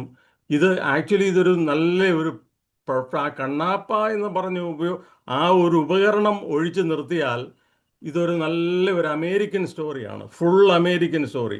അമേരിക്കയിൽ നടക്കുന്ന ഇവിടുത്തെ ഒരു കഥ കൃത്യമായ രീതിയിൽ അത് കൃത്യമായി പറഞ്ഞിരിക്കും. നാം ഇപ്പോഴും നമുക്ക് ഇത്രയും പ്രായമുള്ളത് കൊണ്ടായിരിക്കാം ഇപ്പോഴും നമ്മൾ കഥകളും ഒക്കെ എഴുതുന്ന സമയത്തെല്ലാം അതിൻ്റെ ആ പശ്ചാത്തലം മിക്കവാറും കേരളവും അവിടെ ഉണ്ടാകുന്ന അനുഭവങ്ങളും അവിടുത്തെ കഥകളും ഒക്കെ ആയിരിക്കാം.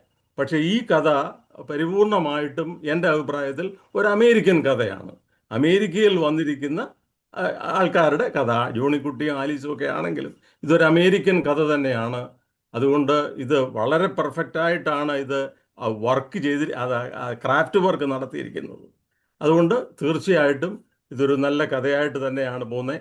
പിന്നെ ഈ വിഷയം മാത്രം, അതായത് ആ പെൺകുട്ടിയെ കൂടെ അല്പം പ്രായപൂർത്തിയാക്കിയിട്ട് അവൾക്കും ഒരു പ്രേമവും ഒരു ചുറ്റിക്കളിയും ഒക്കെ ഉണ്ടെന്നും കൂടെ കണ്ടിരുന്നെങ്കിൽ നമ്മൾക്ക് പറയാമായിരുന്നു ബെസ്റ്റ് ഫാമിലി എന്ന് നാം പറഞ്ഞു പോകുന്ന ഒരവസ്ഥയിലേക്ക് അത് കൊണ്ടുപോകും. അപ്പോൾ അതുകൊണ്ടാണ് ഞാൻ കലട സാറ് പറഞ്ഞതിനോട് ഒരല്പം യോജിപ്പ് എനിക്കുള്ളത്. അതുപോലെ തന്നെ ആ പെൺകുട്ടിയെ കൊണ്ട് അത് പറയിക്കേണ്ട കാര്യമില്ലായിരുന്നു എന്നും ഒരു അഭിപ്രായം എനിക്കുണ്ട്. കാരണം പൂർണ്ണകായ നഗ്ന പ്രതിമ കണ്ടിട്ട് ഇത് അച്ഛനെ പോലെ ഇരിക്കുന്നു എന്ന് പറയുന്നത് ആ പെൺകുട്ടിയെ കൊണ്ട് പറയിക്കാതിരിക്കുന്നതായിരുന്നു ഉത്തമം എന്നും കൂടെ ഒരു തോന്നൽ എനിക്ക് തോന്നിയിട്ടുണ്ട്. പക്ഷേ അതർ ദാൻ ദാറ്റ് നല്ല ഒരു ക്രാഫ്റ്റ് വർക്ക്, ഒരു കഥ നല്ല രീതിയിൽ കഥ അവതരിപ്പിക്കാൻ സാധിച്ചു. ഇനിയും തീർച്ചയായിട്ടും ജെയിംസിന് ഇതിലും ഭംഗിയായിട്ട് കഥകൾ എഴുതാൻ സാധിക്കുമെന്ന് എനിക്ക് ഉറപ്പുണ്ട്. ആശംസകൾ, അഭിനന്ദനങ്ങൾ. Thank you. Thank you TN Samuel. Thank you. Srimathi കൊല്ലത്തുള്ള, അതിനുശേഷം Sriman George Puthenkudi. കൊല്ലത്തുള്ള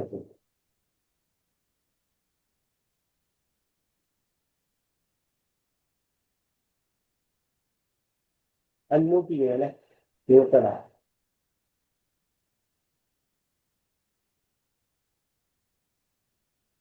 Can you tell her she is? സംസാരിക്കുന്നുണ്ടോ? മ്യൂട്ടഡ് ആണേ. അൺമ്യൂട്ട് ചെയ്യുക. അവിടെ ഓക്കെ, അത് ഞാൻ ശ്രദ്ധിച്ചില്ലായിരുന്നല്ലോ. ഒരിക്കൽ കൂടി നമസ്കാരം. ഇതൊരു കഥയാണെന്ന് എനിക്ക് തോന്നുന്നില്ല. ഞാൻ അമേരിക്കയിൽ ഒരു 38 വർഷത്തോളം 11 PM to 7 AM, പിന്നെ 7 AM to 3 PM മെത്തഡിസ്റ്റിൽ അങ്ങനെയൊക്കെ ജോലി ചെയ്തു. കുറഞ്ഞ ഒരു 100-200 നേഴ്സസിന്റെ കഥയൊക്കെ എനിക്കറിയാം. ജോലിയൊക്കെ തീർത്ത് കഴിഞ്ഞ് രാത്രിയിലിരുന്ന് ഞങ്ങൾ ഇങ്ങനെയൊക്കെ പറയാറുണ്ട്.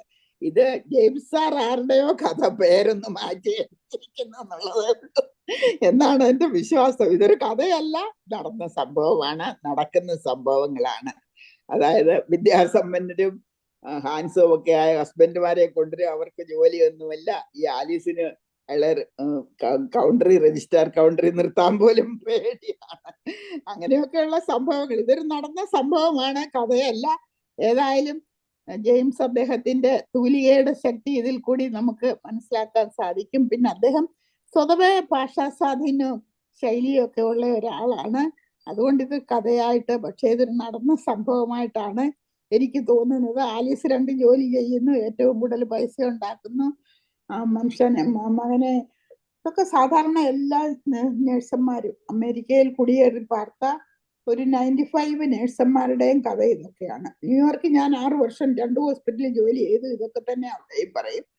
സമയം കിട്ടുമ്പോൾ ഞങ്ങൾ രാത്രിയിലൊക്കെ ഇങ്ങനെ ഇരുന്നതൊക്കെ, കൂടുതലും നഴ്സുമാരുടെ കഥയാണ് ഇങ്ങനെയൊക്കെ പറയുന്നത്. അതുകൊണ്ട് ഒരു നടന്ന സംഭവമാണ്. പിന്നീട് അദ്ദേഹത്തിന്റെ സ്വതസിദ്ധമായ ഭാഷാശൈലി ഒരു കഥയായിട്ട് പേരുകളും ഒക്കെ മാറ്റി അവതരിപ്പിച്ചിരിക്കുന്നു. ഇതിൽ നിന്നൊക്കെ നമ്മൾ അധികം വ്യാമോഹത്തിനും അധികം ഒന്നിനും പോകാതെ മക്കളെ ഒരുമാതിരി പഠിപ്പിക്കുക, ദൈനംദിന ജീവിതമൊക്കെ നയിക്കുക. ഇത്രേ നമ്മൾ കൂടുതൽ അങ്ങ് ആഗ്രഹിക്കാനും കൂടുതൽ ചിന്തിക്കാനും ഒക്കെ പോയപ്പോഴാണ് നമ്മുടെ തലമണ്ടയിൽ പ്രശ്നങ്ങൾ ഉണ്ടാകുന്നത്. ഒരു കഥയായിട്ടല്ല ഇത്രയും എനിക്ക്. പിന്നെ എല്ലാവരും പറഞ്ഞതിനോട് ഞാൻ യോജിക്കുന്നു. അതെല്ലാം എഴുതിയ കാര്യങ്ങളും എല്ലാം വളരെ അർത്ഥവത്തായിട്ടുള്ളതാണ്. അത് ജെയിംസ് സാറിന് ഇതുപോലെ അനേക സംഭവങ്ങൾ ഇതുപോലെ എഴുതാനും വിവരിക്കാനും ദൈവം ശക്തി തരട്ടെ എന്ന് പ്രാർത്ഥിക്കുന്നു. നന്ദി, നമസ്കാരം. Thank you Srimathi Pullappilla. അടുത്തായിട്ട് ജോർജ് പുത്തൻകുടി. അതിനുശേഷം ആസ് എ പാർട്ടിസിപ്പന്റ് എന്റെ അഭിപ്രായം പറയും. ആദ്യമായിട്ട് ജെയിംസ് ചെറുതടത്തിന് എൻ്റെ അഭിനന്ദനങ്ങൾ. കേരളത്തിൽ നിന്ന് വന്ന നമ്മളുടെയും അമേരിക്കയിൽ അനേക വർഷങ്ങൾ താമസിച്ച നമ്മളുടെ പല ജീവിതാനുഭവങ്ങളിൽ നിന്നും കോറിയെടുത്ത ഒരു കഥയാണ് ഇതെന്നുള്ളതിന് എനിക്ക് സംശയമില്ല. സാങ്കേതിക വശങ്ങളെക്കുറിച്ചും മറ്റും ആവശ്യത്തിലധികം സംസാരിച്ചു. എന്നാലും എൻ്റെ ചില ഒബ്സർവേഷൻസ് ഞാനിവിടെ കുറിച്ച് വെച്ചിട്ടുണ്ട്. അതിൻ്റെ ഒരു കൺക്ലൂഷനും കൂടെ ഞാൻ പറയുന്നതായിരിക്കും. ഈ B American baby, grammatically B an American baby എന്നാണ്. പക്ഷെ നമ്മൾ സംസാര ഭാഷയിൽ ചിലപ്പോൾ ആനൊന്നും പറയല. ബി, ഞാൻ ജോസഫ് നമ്പിയോടം പറഞ്ഞ ഇതിനോട് യോജിക്കുന്നു. ആ ബി എന്നുള്ളത് ഒരു ദീർഘാക്ഷരം ഇട്ട് ബി ഇ എന്നാണല്ലോ സാധാരണ പറയുന്നത്. അപ്പോൾ അത് തിരുത്തുക. ആനിൻ്റെ ആവശ്യമില്ല, കാര്യം ഒരു കൊളോക്കിയൽ ലാംഗ്വേജ് ആണ് ബി ആൻ അമേരിക്കൻ ബേബി. പിന്നെ ഞാൻ ഇത് വായിച്ചപ്പോൾ എനിക്ക് വളരെ ഇഷ്ടപ്പെട്ടു ഈ കഥ.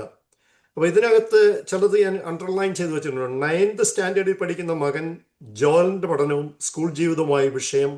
പഠനത്തെക്കാൾ ജീവിതം എങ്ങനെ കൂടുതൽ ആസ്വാദികരമാക്കാം എന്നതിലാണ് ശ്രദ്ധ. ഇത് എനിക്ക് തോന്നുന്നത് ഇവിടെ മാത്രമല്ല, ലോകത്തിൻ്റെ ഏത് പ്രദേശത്ത് നോക്കിക്കാലും അവരുടെ പ്രായത്തിൻ്റെയാണ് ചെറുപ്പം. അവർ കൂടുതലും അവർക്ക് ജീവിതം ആസ്വദിക്കണം. പിന്നെ പലതരത്തിലുള്ള വളർച്ചയുടെ ഭാഗം കൂടിയാണ്. അപ്പം അതൊരു എല്ലാ കാലത്തും എല്ലായിടത്തും കാണുന്ന ഒന്നാണ്. പിന്നെ മറ്റൊന്ന്, ഈ പിള്ളേരുടെ പഠിത്ത കാര്യത്തിൽ, കുട്ടികളുടെ പഠിത്ത കാര്യങ്ങളിൽ കൂടുതലും അമ്മമാർ അശ്രദ്ധിക്കുന്നതെന്നാണ് എനിക്ക് തോന്നിയിട്ടുള്ളത്. എൻ്റെ ഒരു കാര്യം, നമ്മൾ ഭർത്താക്കന്മാർക്ക് നാട് നന്നാക്കുമ്പോൾ സ്ത്രീകൾക്ക് വീട് നന്നാക്കണമെന്നാണ്. അപ്പോൾ അങ്ങനെയുള്ള ഇതിൽ മക്കളുടെ പഠിത്ത കാര്യങ്ങളിൽ അമ്മമാർ കൂടുതൽ ശ്രദ്ധ ചെലുത്തുന്നു. അപ്പോൾ ആലീസും അതുപോലെ ഒരു ശ്രമം നടത്തുന്നുണ്ട്. ഇവിടെ ഒരു കുഴപ്പമല്ല. അമേരിക്കൻ സ്വപ്നം തേടി ഈ രാജ്യത്ത് വന്നവരെല്ലാം അംബീഷ്യസ് അല്ലെങ്കിൽ, ആലീസ് എന്ന് പറയുന്ന ഒരു അംബീഷ്യസ് സ്ത്രീയാണ്. ആ ഒരു അംബീഷൻ ഇല്ലെങ്കിൽ ഈ ക്യാപിറ്റലിസ്റ്റ് സൊസൈറ്റിയിൽ ജീവിതം നമുക്ക് വളർത്തിയെടുക്കാനായിട്ട് വളരെ ബുദ്ധിമുട്ടാണ്. നമ്മൾ ഇവിടെ ജീവിച്ചിട്ടുള്ളവർക്കറിയാം, ഒരു കമ്പീറ്റിംഗ് മെൻറ്റാലിറ്റിയോടുകൂടിയാണ് ഇവിടെ എല്ലാവരും നടക്കുന്നത്. അപ്പോൾ അതിൻ്റെ ഭാഗങ്ങളാണ് ജോലി ചെയ്യുക, മനോഹരമായ വീടുകൾ മേടിക്കുക, കാറുകൾ മേടിക്കുക. അപ്പോൾ അതിനിടയ്ക്ക് ഭർത്താവിനും ജോലി ഇല്ലാതെ വന്നു കഴിഞ്ഞാൽ that burden false on the lady. പിന്നെ ഈ കണ്ണാപ്പ എന്നുള്ളതിൻ്റെ അർത്ഥം ഞാൻ തേടിയപ്പോൾ അത് ഊറ്റ് തവി എന്നാണ് അതിൻ്റെ പേര്. അതായത് ഈ നമ്മുടെ നാട്ടിലൊക്കെ ഉപ്പേരി വറക്കുമ്പോൾ അതിന് ഈ തവിക്ക് ദ്വാരമുണ്ട്. അപ്പോൾ ഇത് കോരിയെടുക്കുമ്പോൾ എണ്ണയെല്ലാം ആ ദ്വാരത്തിൽ കൂടി പുറത്തേക്ക് പോയി. അപ്പോൾ അതാണ് ഞാൻ കണ്ടത്. ഞാനൊരു ഡിക്ഷണറി കണ്ണാപ്പ എന്ന് കണ്ടത് അത് അങ്ങനെ. അത് പിന്നെ ഇതിനകത്ത് എന്നെ ശ്രദ്ധിച്ചത് കയ്യാലപ്പുറത്ത് ദേവസ്യാച്ചൻ്റെ ഇടയ്ക്കിടയ്ക്ക് നമ്മുടെ ആ പ്രൗഡൊക്കെ ഒന്ന് വിളിച്ച് പറയുന്ന, ഞാൻ വീട്ടിൽ ഇന്നാരുടെ മകനാണെന്നുള്ള ഐഡന്റിറ്റി ക്രൈസിസ്, അതിൻ്റെ ഇടയ്ക്ക് ഞാൻ ആരാണെന്നുള്ളത് വിളിച്ച് ഒക്കെ ഒന്ന് പറയുന്ന സ്വഭാവം, അതിനെ അദ്ദേഹം എടുത്തു കാണിച്ചിട്ടുണ്ട്. പിന്നെ എനിക്ക് ഒരിടത്ത് ഞാൻ നോക്കി, മലയാളി ഭാര്യമാർ തൽക്കാലത്തേക്കെങ്കിലും ഭർത്താവിനെ മാന്യസ്ഥാനം നൽകുകയുള്ളൂ എന്നത് അതൊരു പൊതുവായ ഇതാകാതെ ചിലരെങ്കിലും അല്ലെങ്കിൽ പലരെങ്കിലും അങ്ങനെയാണെന്ന് പറയാം. എല്ലാവരും ചിലപ്പോൾ കാണുക, നമ്മൾ ഈ സമൂഹത്തിൽ അങ്ങനെയല്ലാത്തവർ ധാരാളം പേരുണ്ട്. പിന്നെ ഇവിടെ നമ്മൾ എങ്ങോട്ട് പോയാലും ഒരു കാലഘട്ടത്തിൽ കഴിഞ്ഞാൽ മക്കളെ ഡോക്ടറാക്കണം എന്നുള്ള പിടിവാശി, അത് നല്ലതാണ്. കാര്യം നഴ്സായിരുന്ന അല്ലെങ്കിൽ അങ്ങനെ വന്നവർ അവരെക്കാളും ഉന്നതമായ തലങ്ങളിൽ എത്തിച്ചേരണം. അത് ജീവിതത്തിന് മാന്യത നൽകുന്ന ഒന്നാണ്. അപ്പൊ ഇതെല്ലാം മനുഷ്യ ആഗ്രഹങ്ങളുടെയും അത്യാർത്ഥികളുടെയും ഒക്കെ ഭാഗമാണ്. അതിനെയൊക്കെ അദ്ദേഹം വളരെ കാര്യമായിട്ട് ഇതിനകത്ത് ഇണക്കി ചേർത്തിട്ടുണ്ട്. പിന്നെ അതുപോലെ തന്നെ ഇവിടുന്ന് നമുക്കെല്ലാവർക്കും അറിയാം, ഈ കുട്ടികളെ വിദേശങ്ങളിൽ, സൗത്ത് അമേരിക്ക, ഇന്ത്യ അങ്ങനെയുള്ള സ്ഥലങ്ങളിൽ പോയി അവിടെ പറഞ്ഞയച്ച് മെഡിസിന് പഠിപ്പിച്ചിട്ട് അവിടെ അതെല്ലാം കലക്കി. ഇന്ന് നാട്ടിലും ഉണ്ടതൊക്കെ. നാട്ടിൽ നിന്ന്, കേരളത്തിൽ നിന്നും ബാംഗ്ലൂർ പോകുന്ന പല വിദ്യാർത്ഥികളും അവരുടെ ഫോറിനിലേക്കൊക്കെ നോക്കേണ്ട ആവശ്യമില്ല. പക്ഷെ അങ്ങനത്തെ ഉള്ള പ്രവണത ഇവിടെ ഉണ്ടായിരുന്നു. അങ്ങനെയുള്ള പലരെയും എനിക്കറിയാം, നേരിട്ടറിയാം. ഞാൻ ശ്രീമതി പൊന്നുപിള്ള പറഞ്ഞ അതിനോട് തീർച്ചയായിട്ടും യോജിക്കുന്നു. അനേകം പേരുടെ കഥകൾ ഇതുമായിട്ട് ബന്ധപ്പെട്ട് കിടക്കുന്നു.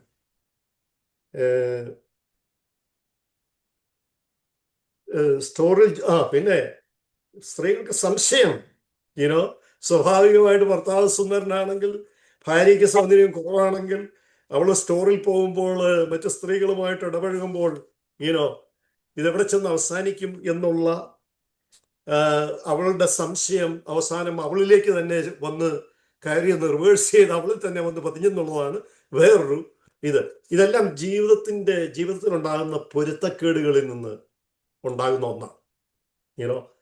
ജീവിതത്തെക്കുറിച്ച് വ്യക്തമായ കാഴ്ചപ്പാടുകൾ ഇല്ലാത്തതും, അല്ലെങ്കിൽ വെറും പണത്തിന് വേണ്ടി അല്ലെങ്കിൽ പ്രതാപത്തിന് വേണ്ടിയുള്ള നെട്ടോട്ടത്തിൽ പലപ്പോഴും പണ്ടത്തെ ഒരു സിനിമ പോലെ ജീവിക്കാൻ മറന്നുപോയ പലരെയും നമുക്കിവിടെ കാണാം. ജീവിതം തകർന്നു പോയവരെ അറിയാം.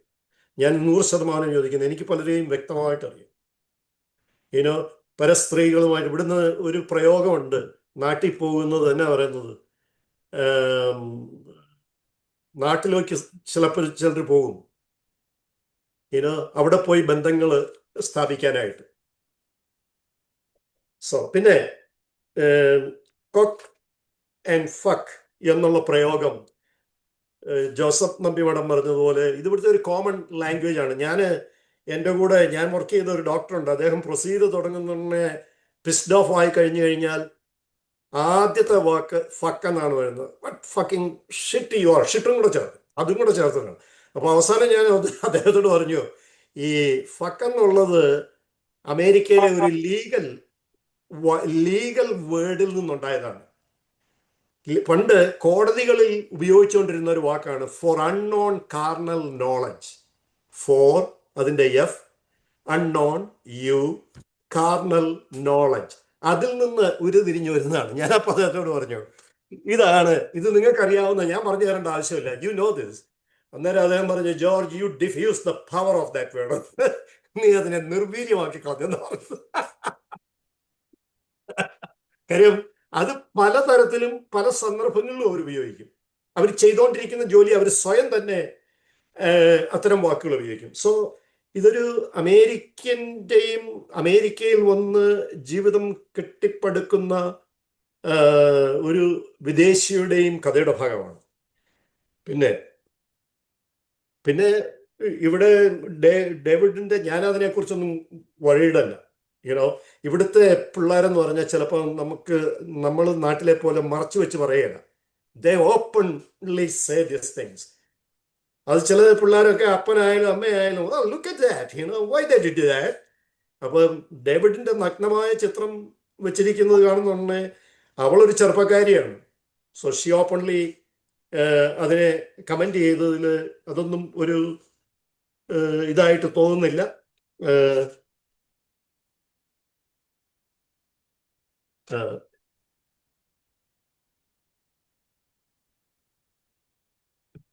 പിന്നെ ഇവിടെ എനിക്ക് നേരിട്ടറിയാം, ഈ ഭർത്താക്കന്മാർ ഭാര്യയെ ടേക്ക് കെയർ ചെയ്യാത്തത് കൊണ്ട് ഭാര്യമാര് അന്യപുരുഷന്മാര് പോകുന്ന വ്യക്തമായിട്ട് എനിക്കറിയാവുന്നതുണ്ട്.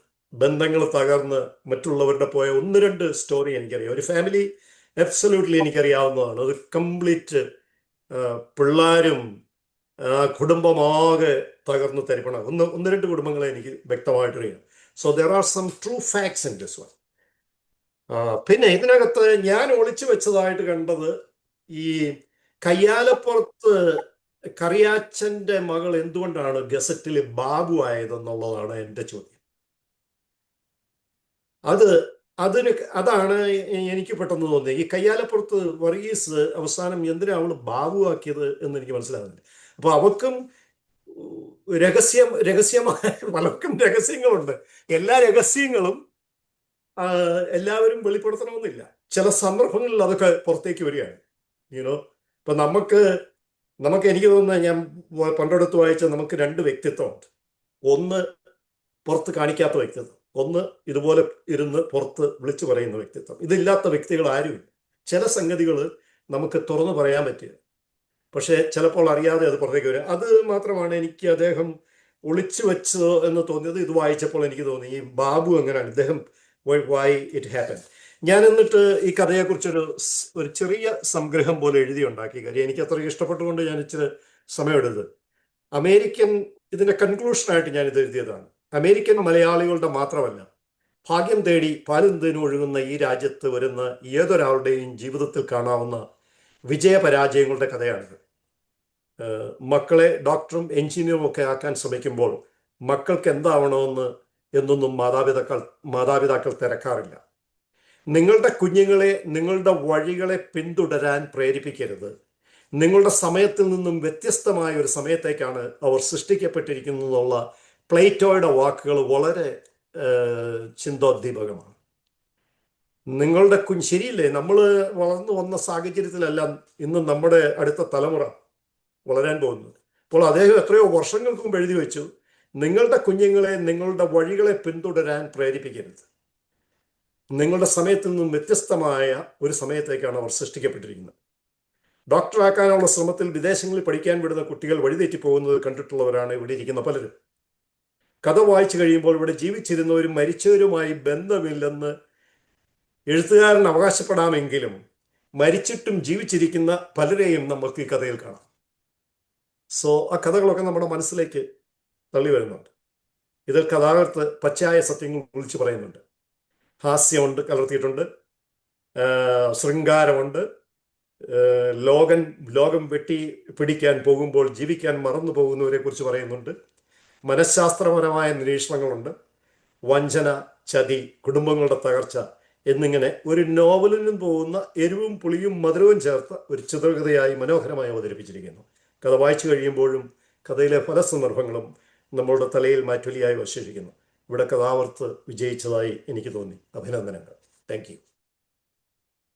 താങ്ക് യു ജോർജ് ബത്തൽദിനിഷ്. അടുത്തത് എൻ്റെ അഭിപ്രായം.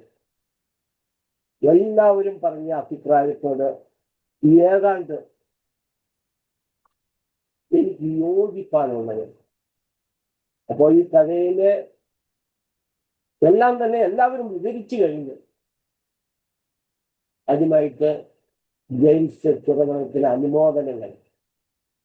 ദി അമേരിക്കൻ ബേബി, അതൊരു ഇംഗ്ലീഷ് വേർഡാണ്.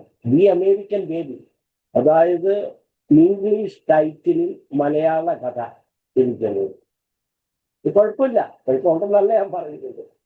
ഇംഗ്ലീഷിലും ആരും പറഞ്ഞില്ല. അതുകൊണ്ട് ദി അമേരിക്കൻ ബേബി ഇംഗ്ലീഷ് വേർഡാണ്. ദൈവം കഥ മലയാളത്തിൽ അങ്ങനെ ഉണ്ട് ധാരാളം. അപ്പൊ ഇവിടെ എല്ലാവരും ഒക്കെ പറഞ്ഞു എങ്കിൽ പോലും എൻ്റെ അഭിപ്രായം ഒരിക്കൽ കൂടെ അരക്ക് തുറപ്പിക്കാനോ എന്തോ വേണ്ടി ഞാൻ പറയുകയാണ്. അതായത് ജീവിതഗന്ധിയായ ഒരു കഥ, അമേരിക്കൻ മലയാളിയുടെ ജീവിതഗന്ധിയായ ഒരു കഥ ഇത്. നടന്നതും നടന്നുകൊണ്ടിരിക്കുന്നതും നടക്കാൻ ഇനിയും സാധ്യതയുള്ളതുമായ ഒരു കഥ. അപ്പോ അതുകൊണ്ടാണ് ജീവിതവുമായിട്ട് പിണങ്ങി കിടക്കുന്ന ജീവിത ഗന്ധി നമ്മുടെ ജീവിതത്തിന്റെ ആ മണവും ഉള്ള കഥ എന്ന് ഞാൻ പറയാൻ കാരണം. അതുകൊണ്ടാണ് ഞാൻ പ്രത്യേകം കഥാകാരനെ അനുമോദിക്കുന്നത്. ഇതൊരു കാര്യം. കാരണം ജീവിതവുമായിട്ട് യാതൊരു ബന്ധവുമില്ലാത്ത കഥകൾ ഇക്കാലത്ത് ധാരാളം പേര് പടുത്തിടുന്നുണ്ട്. അത് തികച്ചും അരോചകമാണ്. അപ്പോൾ മനുഷ്യനെ എപ്പോഴും ആഗ്രഹിക്കുന്നത്, വായിക്കാൻ ആഗ്രഹിക്കുന്നത് നമ്മുടെ ജീവിതത്തെ പറയും. നിങ്ങൾ ചന്ദ്രന്റെ ജീവിതത്തെ പറ്റി, വരാനിരിക്കുന്നതിനെ പറ്റി ഇപ്പോഴേ പറയേണ്ട കാര്യമില്ല, അത് ഒരുപക്ഷെ പിന്നീട് പറയാം. പക്ഷേ ഈ സിംപ്ലസ്റ്റ് ഈ കഥ ജീവിതബന്ധം, അതിനാണ് ഞാൻ ഏറ്റവും കൂടുതൽ പ്രാധാന്യം കൊടുക്കുന്നത്. അപ്പോൾ ചിലർ കഥ എഴുതുന്നതിന് മുമ്പ്, നോവൽ എഴുതുന്നതിന് മുമ്പ് ജീവിച്ചിരിക്കുന്നവരോ മരിച്ചവരുമായിട്ട് ഇതിന് യാതൊരു ബന്ധവുമില്ല എന്നൊക്കെ പറയാറുണ്ട്. പക്ഷേ ബന്ധമുണ്ട് എന്നാണ്. അങ്ങനെ അതൊരു തെറ്റായ വിശദീകരണമാണ്, തെറ്റായ മുൻകൂർ ജാമ്യം എടുക്കുന്ന ഒരു പ്രവൃത്തിയാണ്. ഈ കഥയിൽ ജീവിച്ചിരിക്കുന്നവരോ മരിച്ചവരുമായിട്ടോ ബന്ധമുണ്ട് എന്നുള്ളതാണ്. അപ്പോൾ ഇപ്പോഴത്തെ അതിനൊരു കാരണമുണ്ട്, ഇങ്ങനെ എല്ലാവരും ഈ പറയുന്ന ഫുട് നോട്ട് എഴുതി വെക്കാൻ. കാരണം ഇവിടെ സ്യൂ ചെയ്യുന്ന ഒരു കാലഘട്ടമാണ്, എവിടെ എന്തിന്.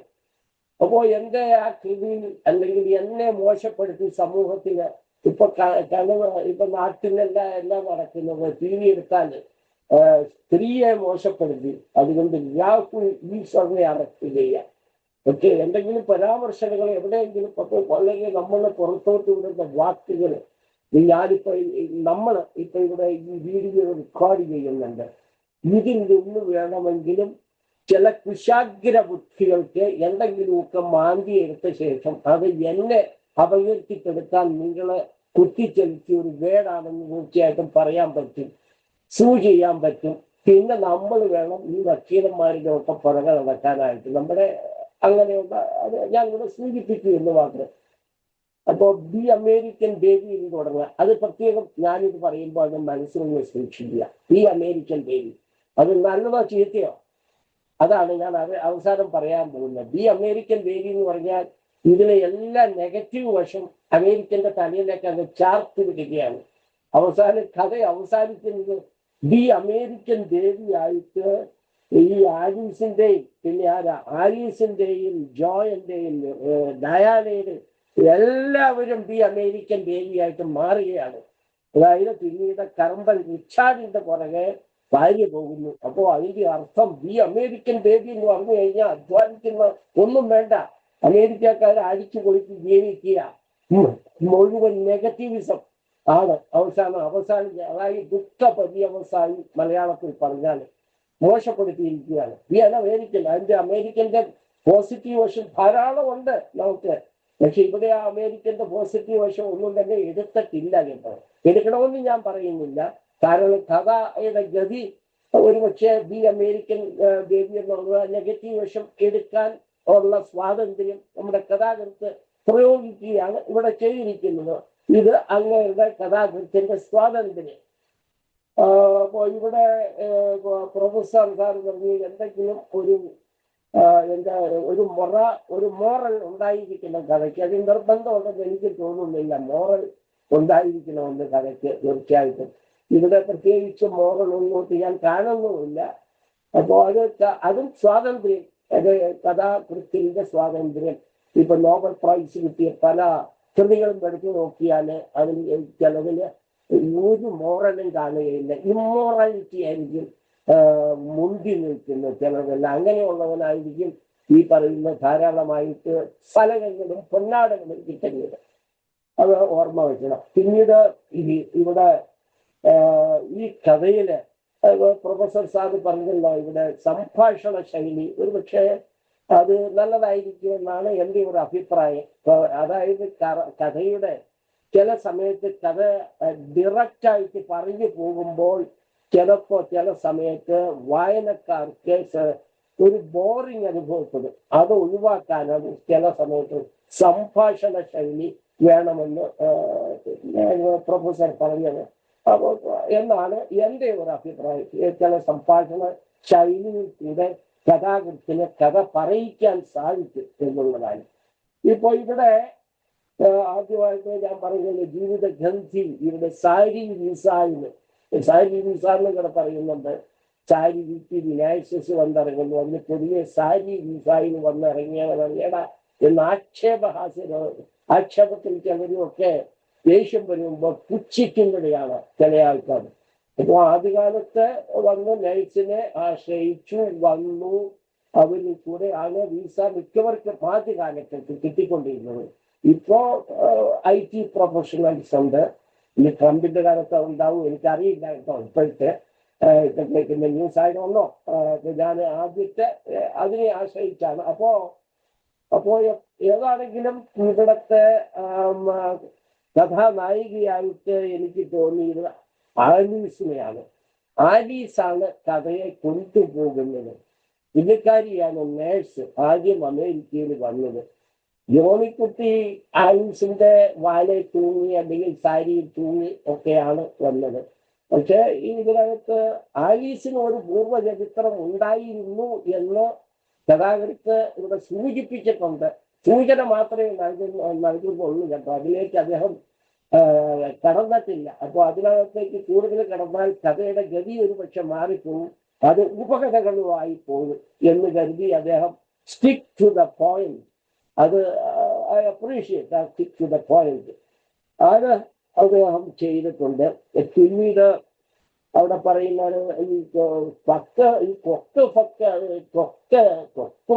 പക്കും യോജിപ്പില്ല കേട്ടോ. കൊക്കിവിടെ പറയാറില്ല.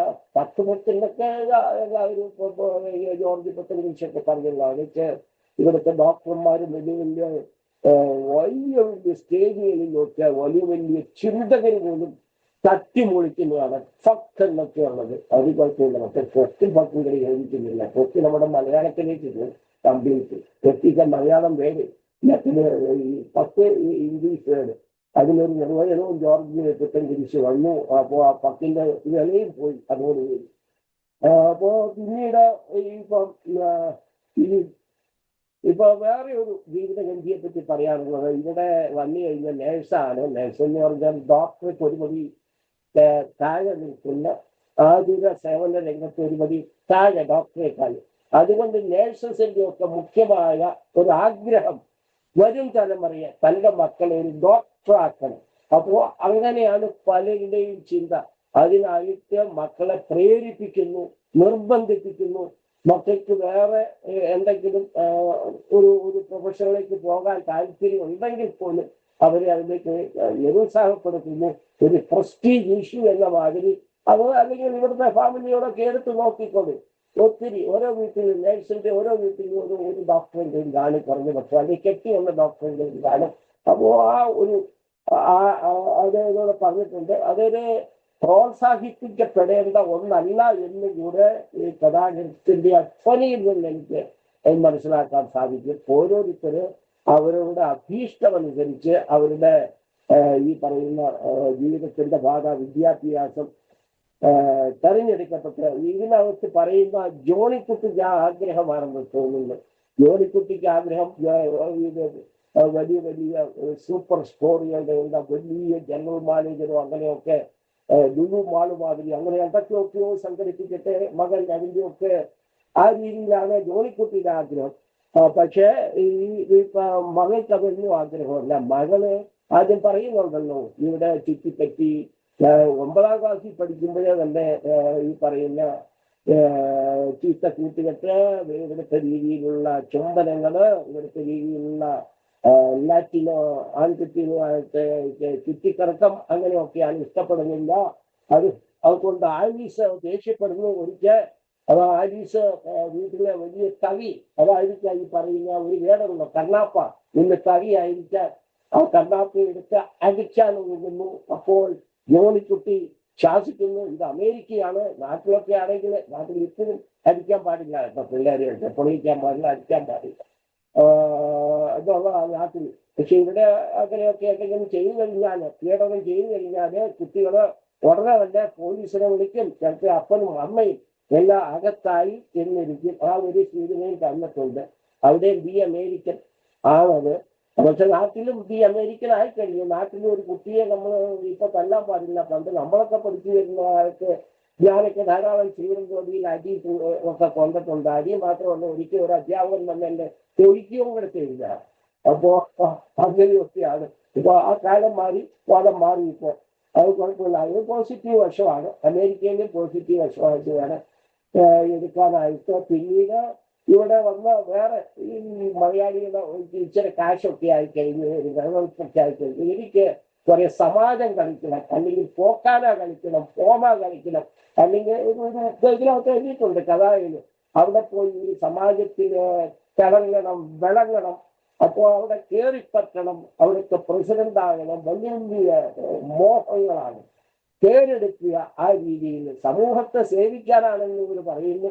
എനിക്കും സേവിക്കണം എന്ന സിദ്ധാന്തവുമായിട്ട് ഈ പറയുന്ന അധികാരമോഹികളായ മലയാളികളെ പൊക്കാന തലപ്പത്തേക്ക്, അല്ലെങ്കിൽ പോമ തലപ്പത്തേക്ക്, അല്ലെങ്കിൽ ഈ പറയുന്ന സംഘടന തലപ്പത്തേക്ക് പോകാനായിട്ട് ഒരുമ്പെടുന്നു. അത് സർവ്വസാധാരണമാണ്. പക്ഷെ ഇവിടെ ഉള്ള സാധാരണക്കാരായ മലയാളികളിൽ 99% ആൾക്കാർക്കും ഈ സംഘടനയോട് ഒന്നും വലിയ താല്പര്യമില്ല.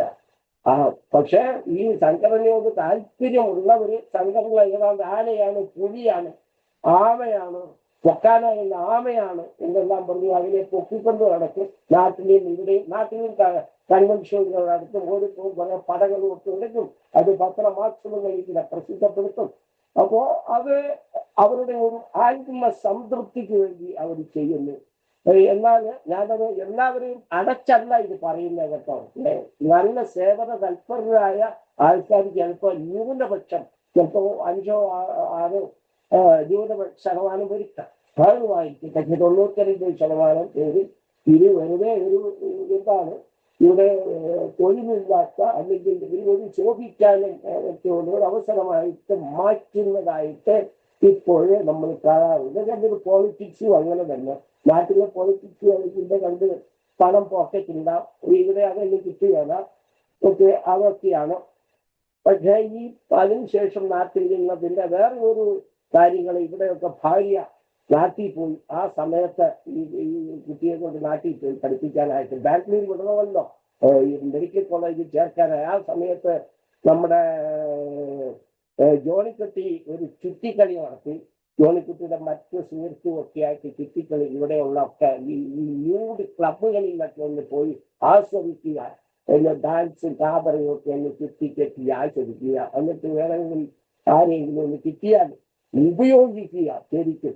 ഓക്കെ, അങ്ങനെയുള്ള ഒരു കാര്യങ്ങൾ, മാനുഷികമായ കാര്യങ്ങളൊക്കെ പറയുന്നു. അതിനുശേഷം ഇവിടെ അറസ്റ്റ് വഹിക്കുന്നു, പോലീസുകാരും ഒക്കെ റെയ്ഡ് ചെയ്യുന്നു. അത് നാട്ടിലുമുണ്ട്, ഇവിടെ നടക്കുന്നുണ്ട്. ചില അവസരത്തിൽ പോലീസ് റെയ്ഡ് ചെയ്യുന്നു. നാണക്കേടാകുന്നു. ആകപ്പാട് നാണക്കേടിന്റെ കഥയാകുന്നു. ആലീസിന് നിരാശയാകുന്നു. ആലീസ് എല്ലാം ഒന്ന് ഒരുമിച്ച് കൊണ്ടുപോകാൻ ശ്രമിക്കുകയാണ്. അതൊന്നും സാധിക്കുന്നില്ല. അവസാനം ആലീസ് പറഞ്ഞു, ഞാൻ എന്തിനാ ഇത്ര വലിയ ഈ സമൂഹത്തെ അല്ലെങ്കിൽ എന്റെ കുടുംബത്തെ നന്നാക്കാനായിട്ട് ഞാൻ എന്തിനാ ശ്രമിക്കുന്നത്? ബി ആൻ അമേരിക്കൻ, ഞാനും അമേരിക്കൻ ആവാൻ പോവുക എന്നുള്ള രീതിയിൽ ഹോസ്പിറ്റലിൽ മറ്റൊരു കർമ്മനായ റിച്ചാർഡ് ആയിട്ട് എപ്പോഴും റിച്ചാർഡ് എലിക്കുട്ടിയല്ല ആലീസിനെ കയറി മുട്ടാനൊക്കെ പലപ്പോഴും ശ്രമിച്ചിട്ടുണ്ട്. പക്ഷെ ഈ ജോണിക്കുട്ടി അങ്ങോട്ട് അവഗണിച്ച ശേഷം ഈ പറയുന്ന കറമ്പൻ റിച്ചാർഡ്സ്, അവനാണ് ജീവിക്കാൻ പഠിച്ചവൻ. അവൻ 3 ദിവസം വർക്ക് ചെയ്യുന്നു. എന്നെ ആടിപ്പാടി പേരെടുത്തൊരു വീരേശ്വരൻ മാതിരി കല്ലും കുടിച്ച് ബാറിൽ കയറി അവൻ ജീവിതം ആസ്വദിക്കുന്നു. ജീവിതം മുന്തിരിച്ചാറ് മാതിരി അവൻ ആസ്വദിക്കുന്നു. അതുകൊണ്ട് അവസാനം ആലീസ് ഒരു തീരുമാനം എടുത്തു, ഞാനൊരു ഒരു ഒരു ഞാൻ പറഞ്ഞ ഒരു അത് വെച്ചത് ഒരു ഇതും ഞാൻ കണക്കാക്കുന്നുണ്ട്. ഞാൻ എന്റെ വഴിക്ക് ഞാൻ പോകാന്ന്, എനിക്കും പോകണം.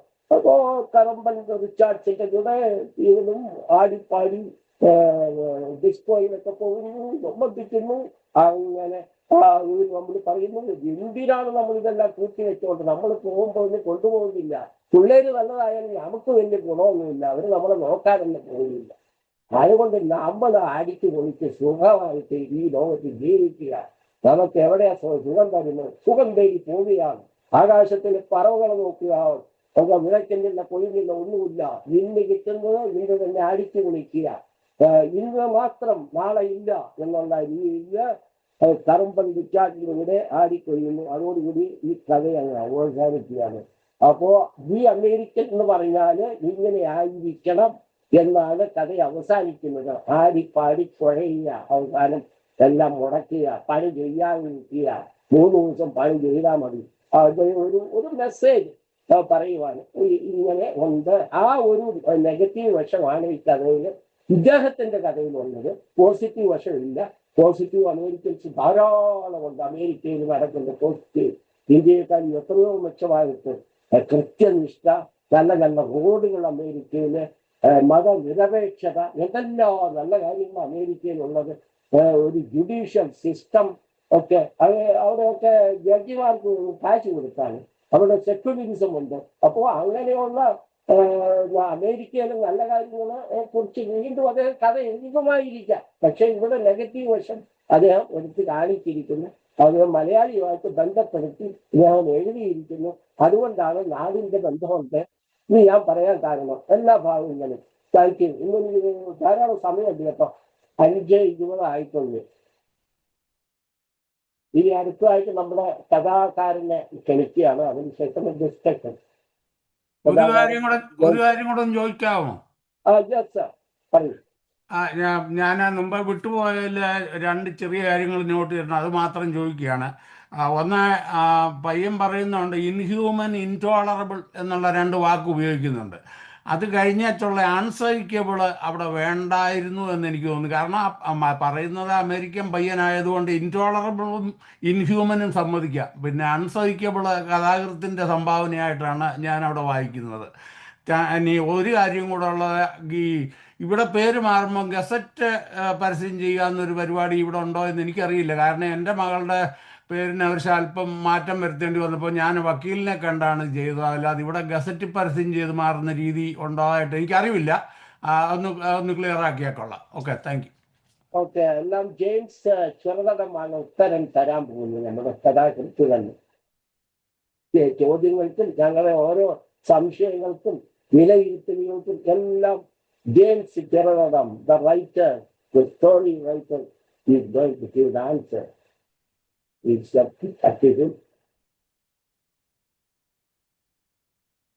സൗണ്ട് ഇല്ല. അൺമ്യൂട്ട്.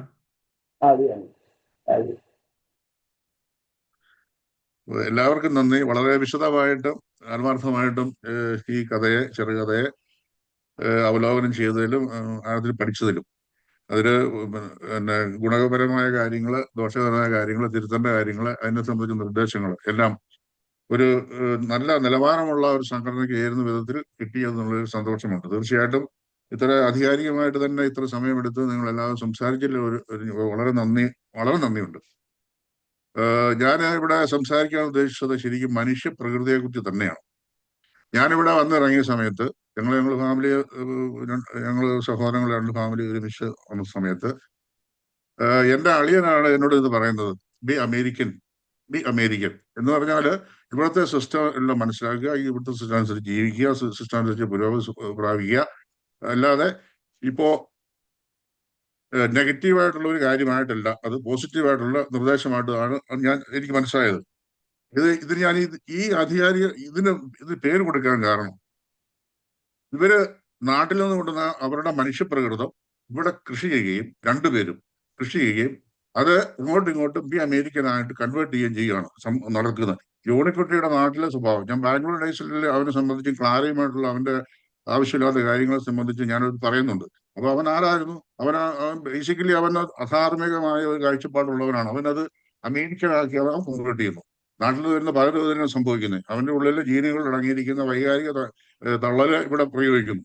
അതുപോലെ ഇവളും ഈ ലേഡി ആലീസ് നാട്ടിലെ അവളുടെ ഇതൊരു, ഞാൻ വേറെ നോവൽ പോലെ എഴുതി എഡിറ്റ് ചെയ്ത് ആരോ ഇവിടെ സംസാരിച്ചു, ഇത് കുറച്ച് കട്ട് ചെയ്ത് പോയിട്ടുണ്ടെന്ന്. ശരിയാണ്, ഇവിടെ ബാഹ്യപ്രകൃതി ഞാൻ ആദ്യമേ കുറച്ച് ഞാൻ കട്ട് ചെയ്ത് പോയിട്ടുണ്ട്. ഇവിടെ കയ്യാലപ്പുറത്ത് ദേവസ്യ മകൾ എന്നുള്ളത് കയ്യാത്ത്, ഒക്കെ അക്ഷരമായിട്ട് കയ്യാലപ്പുറത്തുള്ള വീട്ടുപേരുമായിട്ട് കയ്യാത്ത് ബാബു എന്നാക്കി. ദേവസ്യ എന്ന ഒഫീഷ്യൽ അല്ലെങ്കിൽ അങ്ങനെ ഒരു ബാബു എന്ന് വിളിക്കാറുണ്ട്, അങ്ങനെ ഒരു പേര് വിളിക്കാറുണ്ട്. കയ്യാലപ്പുറത്തുള്ള കയ്യാത്ത് എന്നാക്കി. ഇവള് ഇവിടെ അവിടെ പ്രീ ഹിസ്റ്ററി, പഴയ ഹിസ്റ്ററി മറച്ചുകൊണ്ട് കുറച്ചുകൂടി മാന്യമായിട്ട് വരാൻ വേണ്ടിയുള്ള ശ്രമത്തിലാണ്. അപ്പൊ ഇവൾക്ക് സ്ത്രീകളെ സംബന്ധിച്ചുള്ള കൺസെപ്റ്റ്, ഇവളുടെ തന്നെ സ്വഭാവം അറിയാവുന്നതുകൊണ്ടാണ് ഈ സുന്ദരനായ ഭർത്താവിനെ നിയന്ത്രിക്കാൻ അവൾ ശ്രമിക്കുന്നത്. യഥാർത്ഥത്തിൽ ഇവർ രണ്ടുപേരും നാട്ടിലെ അവളുടെ ജന്മനാള പ്രകൃതമായിട്ടാണ് ഇങ്ങ് വരുന്നത്. അപ്പൊ ഇവിടെ പരസ്പരം ആരോപിക്കുന്നു. ഇവള് അവസാനം വഴിതെറ്റി പോകുമ്പോഴും ഇവരോട് പറയുന്നു ബി ആൻ അമേരിക്കൻ. അത് നേരെ തിരിച്ചും ഇയാള് പറയുന്നു, ഈ ജോണിക്കുട്ടി ഇവളോടും പറയുന്നു ബി ആൻ അമേരിക്കൻ എന്ന് പറഞ്ഞാൽ ഇവരുടെ മകന്റെ കുസൃതികളെ സംബന്ധിച്ചും ഒക്കെ സമീപനം സംബന്ധിച്ചും ഒക്കെ കുറച്ചുകൂടെ ഒരു ബി ആൻ അമേരിക്കൻ എന്നുള്ള കൺവേർട്ട് ചെയ്യാണ്. അതാണ് ഇവിടെ ഈ ഒരു കൺഫ്യൂഷൻ വരുന്നത്. പിന്നെ ഈ കണ്ണാപ്പ എന്നുള്ളത് സംസാരം വന്നല്ലോ, അത് യഥാർത്ഥത്തിൽ ഇതാണ് തുളയുള്ള തവി എന്നുള്ള രീതിയിലാണ് സാധാരണ നമ്മൾ അടുക്കള ഉപയോഗിക്കുന്ന ഒരു തവിയാണ്. അത് കൈ കിട്ടിയത് എന്നുള്ള അർത്ഥത്തിലാണ്. ഈ കൊക്കും ഫക്കും എന്നുള്ളതിനെ സംബന്ധിച്ചുള്ളത് അതൊരു പ്രാസപ്രയോഗം പോലെ വന്നതാണ്. ഇവിടെ സാധാരണമായി മറ്റേ രണ്ട് വാക്ക് രണ്ടാമത്തെ വാക്കാണ് ഉപയോഗിക്കാറുള്ളത്. അത് തന്നെ റിപ്പീറ്റ് ചെയ്യുന്നതിൻ്റെ അകത്ത് പിന്നെ പറയുമ്പോൾ ഒരു അപാകതയുണ്ട്, ഒരു അഭംഗിയുണ്ട് എന്ന് എഴുതുകൊണ്ടാണ് ചേർത്തിരിക്കുന്നത്. അങ്ങനെയാണ് അത് പോകുന്നത്. പിന്നീട് ഞാനിതിൽ ചില കാര്യങ്ങൾ ഹൈഡ് ചെയ്തിട്ടുണ്ട് എന്ന് പറഞ്ഞത് ഒരു കാര്യം ശ്രദ്ധിക്കുക. ഞാൻ ആദ്യമേ പറഞ്ഞല്ലോ, മനുഷ്യപ്രകൃതമാണ് ഞാൻ സംസാരിച്ചതെന്ന്. ഈ കഥയ്ക്ക് ഭൂതമില്ല, ഭാവി ഭൂതകാലത്തെയാണ്, വർത്തമാനകാലത്തെയാണ്, ഭാവി കാലത്തെയാണ്. ഈ കഥയിൽ എവിടെയെങ്കിലും ഞാനൊരു വർഷമോ ഇയറോ ഞാൻ സൂചിപ്പിച്ചിട്ടില്ല. ഇത് ഭൂതകാലത്തെ കഥയാണ്, ഇത് വർത്തമാനകാലത്തെ കഥയാണ്, ഇനി വരും കാലത്ത് ഭാവി കാലത്തെ കഥയാണ്. വെറും പച്ചയായ മനുഷ്യപ്രകൃതത്തെ കുറിച്ച് മാത്രമാണ് ഞാൻ സംസാരിച്ചത്. ഇത് അവനവന്റെ സൗന്ദര്യവും ആകാര ഭംഗിയും മാന്യമായി മുന്നോട്ട് കൊണ്ടുപോകാതെ അതിനെ വളരെ മോശമായി നിയന്ത്രിച്ചു പോകുന്ന ജോണിക്കുട്ടി, ഇവളുടെ നിറക്കുറവും അഭംഗിയും ചോക്ലേറ്റ് കളറും ഇവളുടെ കോംപ്ലക്സ് കാരണം ഇവരെ നിയന്ത്രിക്കുന്നത്. കുടുംബത്ത് അതിനെ ഓർപ്പിക്കാൻ ശ്രമിക്കുന്നത് പണത്തും സമ്പത്തും കൊണ്ടാണ് ഇതിനെ മറികടക്കാൻ ശ്രമിക്കുന്നത്. അതോടൊപ്പം ഇവരുടെ നിയന്ത്രണവും, അത് മക്കളെ അങ്ങനെ നിൽക്കുക തന്നെ. അപ്പൊ ഇത് അമേരിക്കയുടെ നന്മവശങ്ങളെ ഞാൻ അവഗണിച്ചു എന്ന് പറയുമ്പം കഥ നീണ്ടുപോകും, ചെറുകഥയിൽ നിന്ന് അപ്പുറം കടന്നുപോകും. അതാണ് ഞാൻ ഉദ്ദേശിച്ചത്. അപ്പൊ ബി അമേരിക്കൻ ബേബി എന്ന് പറയുന്ന ഈ ഒരു കുടുംബത്തിൽ നടക്കുന്ന സംഭാഷണം അല്ല, ജനറലൈസ് ചെയ്ത് സമൂഹത്തിൽ ഇറങ്ങി അവൻ ആരോടും സംസാരിക്കുന്നില്ല. ബി അമേരിക്കൻ അവൻ സുഹൃത്തുക്കളെ എതിരോ അല്ല ഇവളുടെ സുഹൃത്തുക്കളെ എതിരോ ഇവൾ സംസാരിക്കുന്നില്ല. ബി അമേരിക്കൻ സംസാരിക്കുന്നില്ല. അവിടെ ചെല്ലുമ്പോൾ അമേരിക്കയുടെ നല്ല റോഡുകളെ, നല്ല സംവിധാനങ്ങളെ, നല്ല ഹൈവേകളെ, എല്ലാ ഫെസിലിറ്റി പറ്റായിരിക്കും സംസാരിക്കുന്നത്, അതിന് ജീവിത സൗകര്യങ്ങളെ സംബന്ധിച്ച്. അങ്ങനെയാണ് അത് കടന്നു പോകുന്നത്. തികച്ചും കുടുംബത്തുണ്ടാകുന്ന ഒരു പല പല കുടുംബങ്ങളിലുള്ള സ്വാരസ്യമാണ് ഇത് സബ്ജക്ട്. മനുഷ്യപ്രകൃതി അത് എങ്ങനെയാണ് അതിനോട് പ്രതികരിക്കുന്നത്, അതാണ് ഇവിടെ നടന്നിരിക്കുന്നത്. അപ്പം അതോടൊപ്പം ജെൻ സാമുൽ സാർ പറഞ്ഞതില് ഒരു പൈങ്കിളി സ്വഭാവമുണ്ട് എന്നുള്ളത് ശരിയാണ്. ഒരു കൊച്ചു പൈങ്കിളി ചുറ്റി കറങ്ങുന്നുണ്ട്. ആദ്യം മുതലേ അവസാനം വരെ ഒരു പൈങ്കിളി കറങ്ങുന്നുണ്ട്. ഇങ്ങനെ ഒരു കഥാപാത്രത്തെ പറ്റി സംസാരിക്കണമെങ്കിൽ പൈങ്കിളി ഇല്ലാതെ സാധ്യമല്ല. ഇവൻ മാന്യനായ ഒരു വ്യക്തിയായിട്ടോ ഇവളൊരു വളരെ മാന്യനായ ഒരു വ്യക്തിയായിട്ടോ അവതരിപ്പിക്കുവാൻ ശ്രമിക്കുവാൻ നമ്മൾ ഉപയോഗിക്കേണ്ട കഥയുടെ തന്നെ കഥാതന്തു തന്നെ മാറിപ്പോകും, കഥയുടെ സ്വഭാവം തന്നെ മാറിപ്പോകും. ഇതങ്ങനെയല്ല. വ്യക്തമായിട്ടും ആധുനിക ജീവിതത്തിലും അല്ലെങ്കിൽ പഴയകാലം മുഴുവൻ എനിക്കറിയില്ലെങ്കിലും ഇപ്പൊ നിലവിലുള്ള വർത്തമാന കാലത്തിലും വരും ഭാവിയിലും ഒത്തിരി കുടുംബങ്ങളിൽ സംഭവിക്കാനുള്ളതും സംഭവിച്ചുകൊണ്ടിരിക്കുന്നതുമായ കൃത്യമായ ഒരു പഠനം മാത്രമാണ് ഈ സ്റ്റോറി എന്നുള്ളത്. പിന്നെ പൊന്നുപിള്ളി ചേച്ചി പറഞ്ഞു നടന്ന സംഭവം എന്ന്. നടന്ന സംഭവം എനിക്ക് ഈ നടന്ന സംഭവം ഉണ്ടാവും, പക്ഷെ എനിക്ക് ഇതുമായിട്ട് ഒന്നും അറിയില്ല. ഞാൻ മലയാളത്തിൽ കണ്ടതും കേട്ടതും സ്വയമേവ ചിന്തിച്ചതുമായ കാര്യങ്ങളാണ് ഇതിനകത്ത് ഞാൻ അവതരിപ്പിച്ചിരിക്കുന്നത്. സാധാരണ സംഭവിക്കാവുന്ന കൂടിയ അധികമായ വായനയിൽ നിന്നും മറ്റുള്ളവരുടെ സംഭാഷണ ശൈലികളിൽ നിന്നും സംഭാഷണങ്ങളിൽ നിന്നും ഒക്കെ കിട്ടിയ കാര്യങ്ങളാണ് ചിന്തിച്ചിരിക്കുന്നത്. അതുപോലെ എട്ട് വീട്ടിൽ പിള്ളമാരെന്ന് പറയുന്നത് അതുപോലെ 8ന്റെ ഒരു പ്രയോഗം ഞാൻ നടത്തിയിട്ടുണ്ട്. അത് 8 അച്ചായന്മാരെന്നുള്ളത് 8 എന്നുള്ളത് ഒരു ഗുണ്ടായുസത്തിന്റെ മുഖമുദ്രയാണ്. ഞങ്ങളുടെ നാട്ടിൽ 18 ഒരു ഗ്രൂപ്പ് ഉണ്ടായിരുന്നു. ഒരു 18 പേര് ഗുണ്ടകളാണ്. ഒരുമിച്ച് ആദ്യം നല്ലതായിരുന്നു, പിന്നെ സാർ ഒരുമിച്ചിട്ട് മനുഷ്യർക്ക് മറ്റുള്ളവർക്ക് ജീവിക്കാൻ പറ്റാത്ത അവസ്ഥയായി. അപ്പൊ 8 പിള്ളമാര് അവര് തിരുവിതാംകൂർ പിന്നെ രാജവംശത്തിനെതിരെ കലാപം ഉണ്ടാക്കുന്നു, അല്ലെങ്കിൽ ഇവിടെ കലാപത്തിന്റെ ഒരു സൂചനയായിട്ടാണ് വരുന്നത്. അതുകൊണ്ട് മാത്രമാണ് 8 അച്ചായന്മാരെന്ന് പറയുന്നത്. ഇവിടെയും ഗുണ്ടായുസവും തോന്നിയാസവും അതിനോട് അനുബന്ധമായിട്ട് ഞാൻ പറയുന്നുണ്ട്. ഇത് ഇവരുടെ മാൻവേട്ട, മീൻവേട്ട, പെൺവേട്ട.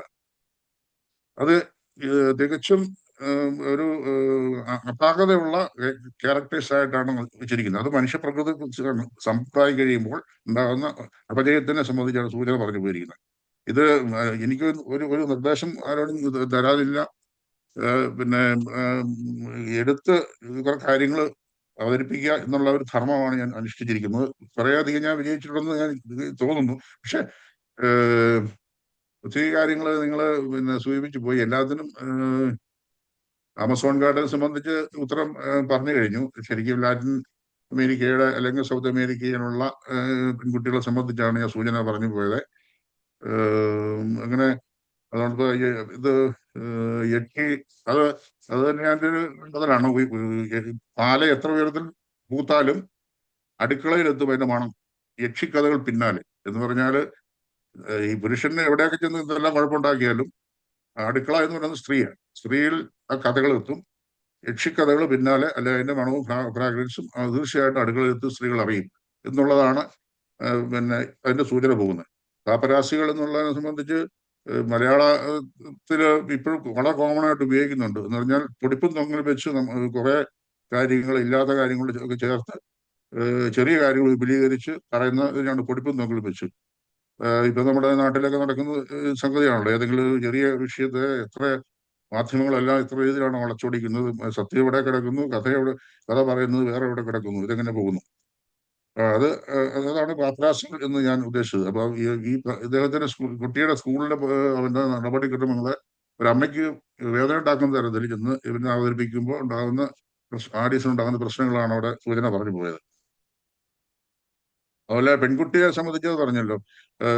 യഥാർത്ഥത്തിൽ മൈക്കലാഞ്ചലോ എന്നുള്ള അദ്ദേഹത്തിന്റെ സൃഷ്ടികർമ്മം അത് പരിപൂർണ നഗ്നനായ ഒരു പ്രതിമ. അത് കാണുവാൻ ആണ് പോകുന്നത്, ഫാമിലി സഹിതം പോകുന്നത്. ഇപ്പൊ അത്ര ഒരു ധാർമ്മിക മൂല്യത്തിന്റെ ഒരു വ്യക്താക്കളാണെങ്കിൽ തീർച്ചയായിട്ടും അങ്ങനെ ഒരു പ്രതിമയുണ്ടെന്നും ഒഴിവാക്കി കടന്നു പോകും. ഇത് ഇവിടെ സംസാരിക്കുന്നത് ഒരു അത്യാവശ്യം കുട്ടിത്തത്തിന്റെ ഒരു ഭാഗമായിട്ടാണ് അത് പോകുന്നത്. സാധാരണ കുട്ടികൾ സംസാരിക്കുമ്പോൾ കൃത്യമായ, പ്രത്യേകിച്ച് അമേരിക്കൻ പെൺകുട്ടിയാകുമ്പോൾ കൃത്യമായ മലയാള ഭാഷകൾ അവിടെ പോയി വരണമെന്ന് നിർബന്ധമില്ല. എന്തോ കുറച്ച് മലയാള ഭാഷ വീട്ടിലൊക്കെ സംസാരിക്കുന്നത് കേട്ടിട്ട് പഠിച്ചിട്ട് അങ്ങ് കടന്നു പോകുന്നു എന്ന് മാത്രമേ ഉള്ളൂ. അതാണ് അവിടെ പ്രയോഗം വന്നിരിക്കുന്നത്. മറ്റേ പാടെ എഴുതാം, അത് ഭംഗിയാണ്. അത് അവിടെ പിന്നെ ശ്ലീലവും അശ്ലീലമുണ്ടെന്ന് നമുക്ക് വേണമെങ്കിൽ ധ്വനിപ്പിക്കാം. അശ്ലീലം ആയിട്ട് എനിക്ക് തോന്നുന്നില്ല. കാരണം അവിടെ സൃഷ്ടികർമ്മമൊക്കെ മനോഹാരിതമായ ഒരു സംഗതി അവിടെ നിൽക്കുകയാണ്. തന്നെയല്ല, സ്ത്രീയുടെയും പുരുഷന്റെയും നഗ്നത എന്ന് പറയുന്നത് ഇപ്പം വളരെ സർവ്വസാധാരണമായി ലഭ്യമാവുന്ന, എവിടെ നോക്കിയാലും ലഭ്യമാവുന്ന സംഗതി തന്നെയാണ്. പിന്നെ അപ്പൊ പ്രത്യേകിച്ച് ഒരു പെൺകുട്ടി ഇത് ചിത്രം ഇത് കണ്ടിട്ട് ഒരു അഭിപ്രായം പറയുന്നു എന്നുള്ളത് അപാകതയുണ്ട് എന്ന് എനിക്ക് തോന്നുന്നില്ല. അതൊരു സ്വാതന്ത്ര്യമായിട്ട് എടുത്തു എന്ന് മാത്രം. അതോടൊപ്പം എസ് എ ജോർജ് സാർ ഒരു ജീവിതഗന്ധിയാണ്. അതുപോലെ ഈ കഥയുടെ നെഗറ്റീവാണത്. അമേരിക്കൻ എന്ന് പറയുന്നത് നെഗറ്റീവായിട്ടുള്ളത് മാത്രമേ ഞാൻ കണ്ടെത്തി എന്നുള്ളത് ഇത് പിന്നെ തീർച്ചയായിട്ടും ആ ഒരു അനാലിസിസ് എന്ന രീതിയിൽ നമുക്ക് അങ്ങനെ കരുതാം. അതില് അപാകതയൊന്നുമില്ല. പക്ഷെ ഇത് ഒരു കഥ പറയുമ്പോൾ അല്ല, അതിന്റെ പശ്ചാത്തലത്തിൽ നമുക്കുണ്ടാകുന്ന പരിമിതി, സ്പേസിന്റെ പരിമിതി ഒരു പ്രധാനപ്പെട്ട വിഷയമാണ്. ഞാൻ അതങ്ങനെ പറഞ്ഞു പോയി കഴിഞ്ഞാൽ ഈ കഥ അമേരിക്കയുടെ നന്മയെ കുറിച്ച് ഇതിൽ ധ്വനിപ്പിക്കുന്ന ഇവിടെ കൊള്ളിക്കുമെന്നുള്ള ഒരു വിഷയം വരുന്നുണ്ട്. അതൊരു വലിയ വിഷയമാണ്. കഥാതന്തു തന്നെ ടോട്ടലി മാറി. വേറെ അടുത്ത കഥ എഴുതുമ്പോൾ നമുക്ക് അത് എഴുതി കളയാം എന്ന് കരുതാം. പിന്നെ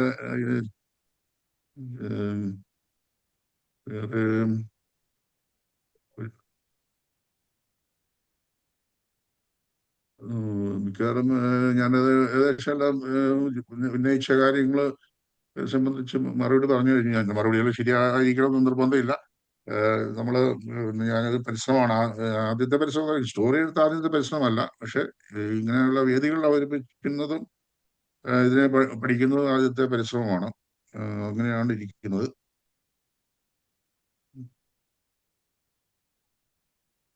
ഇപ്പൊ പിന്നെ ഇപ്പൊ കൂടുതൽ എന്തെങ്കിലും കാര്യങ്ങളുണ്ടെങ്കിൽ ചോദിക്കാം. പിന്നെ വേറെ എന്തെങ്കിലും അവസാനത്തെ കാര്യങ്ങൾ ഏതെങ്കിലും ചോദിക്കാനുണ്ടോ? ബി അമേരിക്ക എന്നുള്ള നെയിം എന്താ തിരുത്തേണ്ടതാണോ? ശരിയാണോ? ബി എന്നുള്ള നീട്ടിയാണോ? ചോദിച്ചു. വേറെ എന്തെങ്കിലും സംശയങ്ങളുണ്ടെങ്കിൽ ചോദിക്കാം. കുഴപ്പമില്ല. എട്ടിന്റെ പണി എട്ടിന്റെ പണി എന്ന് പറയും. എന്ന് പറഞ്ഞാൽ വിഷന്മാരുടെ പണി എട്ടിന്റെ പണി കൊടുത്തതിന് പറഞ്ഞല്ലോ. എട്ട് വീട്ടിലുള്ള എട്ടിന്റെ യുദ്ധമായിരിക്കും. അതെ, അപ്പൊ ഞാനിങ്ങനെ ഒരു പലയിടത്തുനിന്ന് ധ്വനിപ്പിക്കുന്നുണ്ട് പല കാര്യങ്ങളെ. ഇപ്പൊ ഞാൻ ഈ രഹസ്യമായിട്ട് സൂക്ഷിച്ചു എന്ന് പറയുന്ന ഇതാണ്. പിന്നെ നമ്മുടെ 3 കവികളെ ഞാൻ എന്താ പറയുക, ഒന്ന് സ്പർശിച്ചു പോയിട്ടുണ്ട്. ഇത് നമ്മുടെ തന്നെ കവികൾ 3 പേരെ ഒന്ന് സ്പർശിച്ചു പോയിട്ടുണ്ട്. അതും ഒരു രഹസ്യമാണ്. അത് പിന്നെ സന്തോഷപൂർവ്വം സ്വീകരിക്കുക എന്ന് മാത്രമേ ഉള്ളൂ. ഞാനത് പറഞ്ഞിരിക്കുന്ന ഇദ്ദേഹം സാഹിത്യകാരനായിരിക്കുമ്പോഴും വാക്കുകളെ നടത്തിയും ഓടിച്ചും ആകാശഗോളങ്ങൾ ഉരുട്ടിയും എന്ന് പറയുന്നത് നമുക്കവിടെ നമ്മുടെ ഈ വേദിയിൽ അവതരിപ്പിക്കപ്പെട്ട മുൻ കവിതകളിൽ ഉള്ള നടത്തിയ പരീക്ഷണങ്ങളെ കുറിച്ചാണ് ഞാൻ സംസാരിച്ചു പോയത്. അതൊരു സന്തോഷപൂർവ്വം ഞാൻ ചെയ്തതാണ്. പുതിയ നല്ല നല്ല പരീക്ഷണങ്ങളായിട്ട് പേരെടുത്ത് ഞാൻ പറയുന്നില്ല. പക്ഷെ 3 കവികളെ ഞാൻ സ്പെസിഫൈ ചെയ്ത് പോയതാണ്. അങ്ങനെ സൂചനകൾ ഞാൻ പലയിടത്തുനിന്ന് പല ഇതിനകത്ത് വരുന്നുണ്ട്. ഞാൻ യഥാർത്ഥത്തിൽ കഥാകൃത്തുന്നതിനേക്കാളും അല്പം ചിന്തകളെ അനലൈസ് ചെയ്യുന്ന സ്വഭാവം എനിക്കുണ്ട് എന്ന് എനിക്ക് തോന്നുന്നു. അതായിരിക്കും ഇതിങ്ങനെ കടന്നു വരുന്നത്. എഴുതി വരുമ്പോൾ നമ്മൾ അങ്ങനെയുള്ള ചില കാര്യങ്ങൾ നമുക്ക് മനസ്സിൽ കയറി വരും. അങ്ങനെയാകുമ്പോൾ അത് ചേർക്കുന്നത്. അതാണ് എൻ്റെ കാര്യങ്ങൾ. എൻ്റെ മറുപടി പരിപൂർണമായ തൃപ്തികരമാണെന്ന് എനിക്ക് തോന്നുന്നില്ല. എങ്കിലും പക്ഷെ നിങ്ങളുടെ അനാലിസിസ് എന്നെ വല്ലാതെ അത്ഭുതപ്പെടുത്തി. നന്നായി അനാലിസിസ് ചെയ്തിട്ടുണ്ട്. വളരെ ആത്മാർത്ഥമായിട്ടും വളരെ ആഴത്തിലും. പിന്നെ ഒരു എന്താ പറയുക, ആദ്യമായിട്ട് അവതരിപ്പിക്കുന്ന ഒരു വ്യക്തിയെ എനിക്ക് കിട്ടാവുന്നതിൽ ഏറ്റവും വലിയ ഒരു സമ്മാനമായി ഞാൻ ഇതിനെ സ്വീകരിക്കുന്നു. സന്തോഷപൂർവ്വം സ്വീകരിക്കുന്നു. എല്ലാവർക്കും നന്ദി. പുഴ എന്ന് പറയുമ്പോ എന്താ ഉദ്ദേശിക്കുന്നത്? പുഴ അത് അതിനൊരു പശ്ചാത്തലമുണ്ട്. ഞാൻ സൂചന പറഞ്ഞു പോകുന്നത്. ഇപ്പൊ ഞങ്ങൾക്ക് നമ്മുടെ ആടുതോമ എന്നുള്ള സിനിമയില്ല, ആടുതോമ എന്നുള്ള സിനിമയ്ക്കകത്ത് ചാക്കോ മാഷും പിന്നെ ഇവൻ തോമസും സ്ഫടികം സ്ഫടികം ആടുതോമ തോമ സ്ഫടിക സിനിമയില്. ആ സ്ഫടിക സിനിമ ഞങ്ങളുടെ പാലാക്കാരൻ നോബിളിന്റെ കഥയാണ്. പാലായിൽ പഴയ റൗഡിയുണ്ട്, ഭയങ്കര റൗഡി. അവരുടെ പേര് നോബിൾ എന്നാണ്. മാന്യൻ മര്യാദക്കാരൻ എന്നൊക്കെയാണ് അതിന്റെ മലയാള പദം. പക്ഷെ അവനോളം വടികെട്ടിയ അല്ലെങ്കിൽ പിന്നെ പാലായിൽ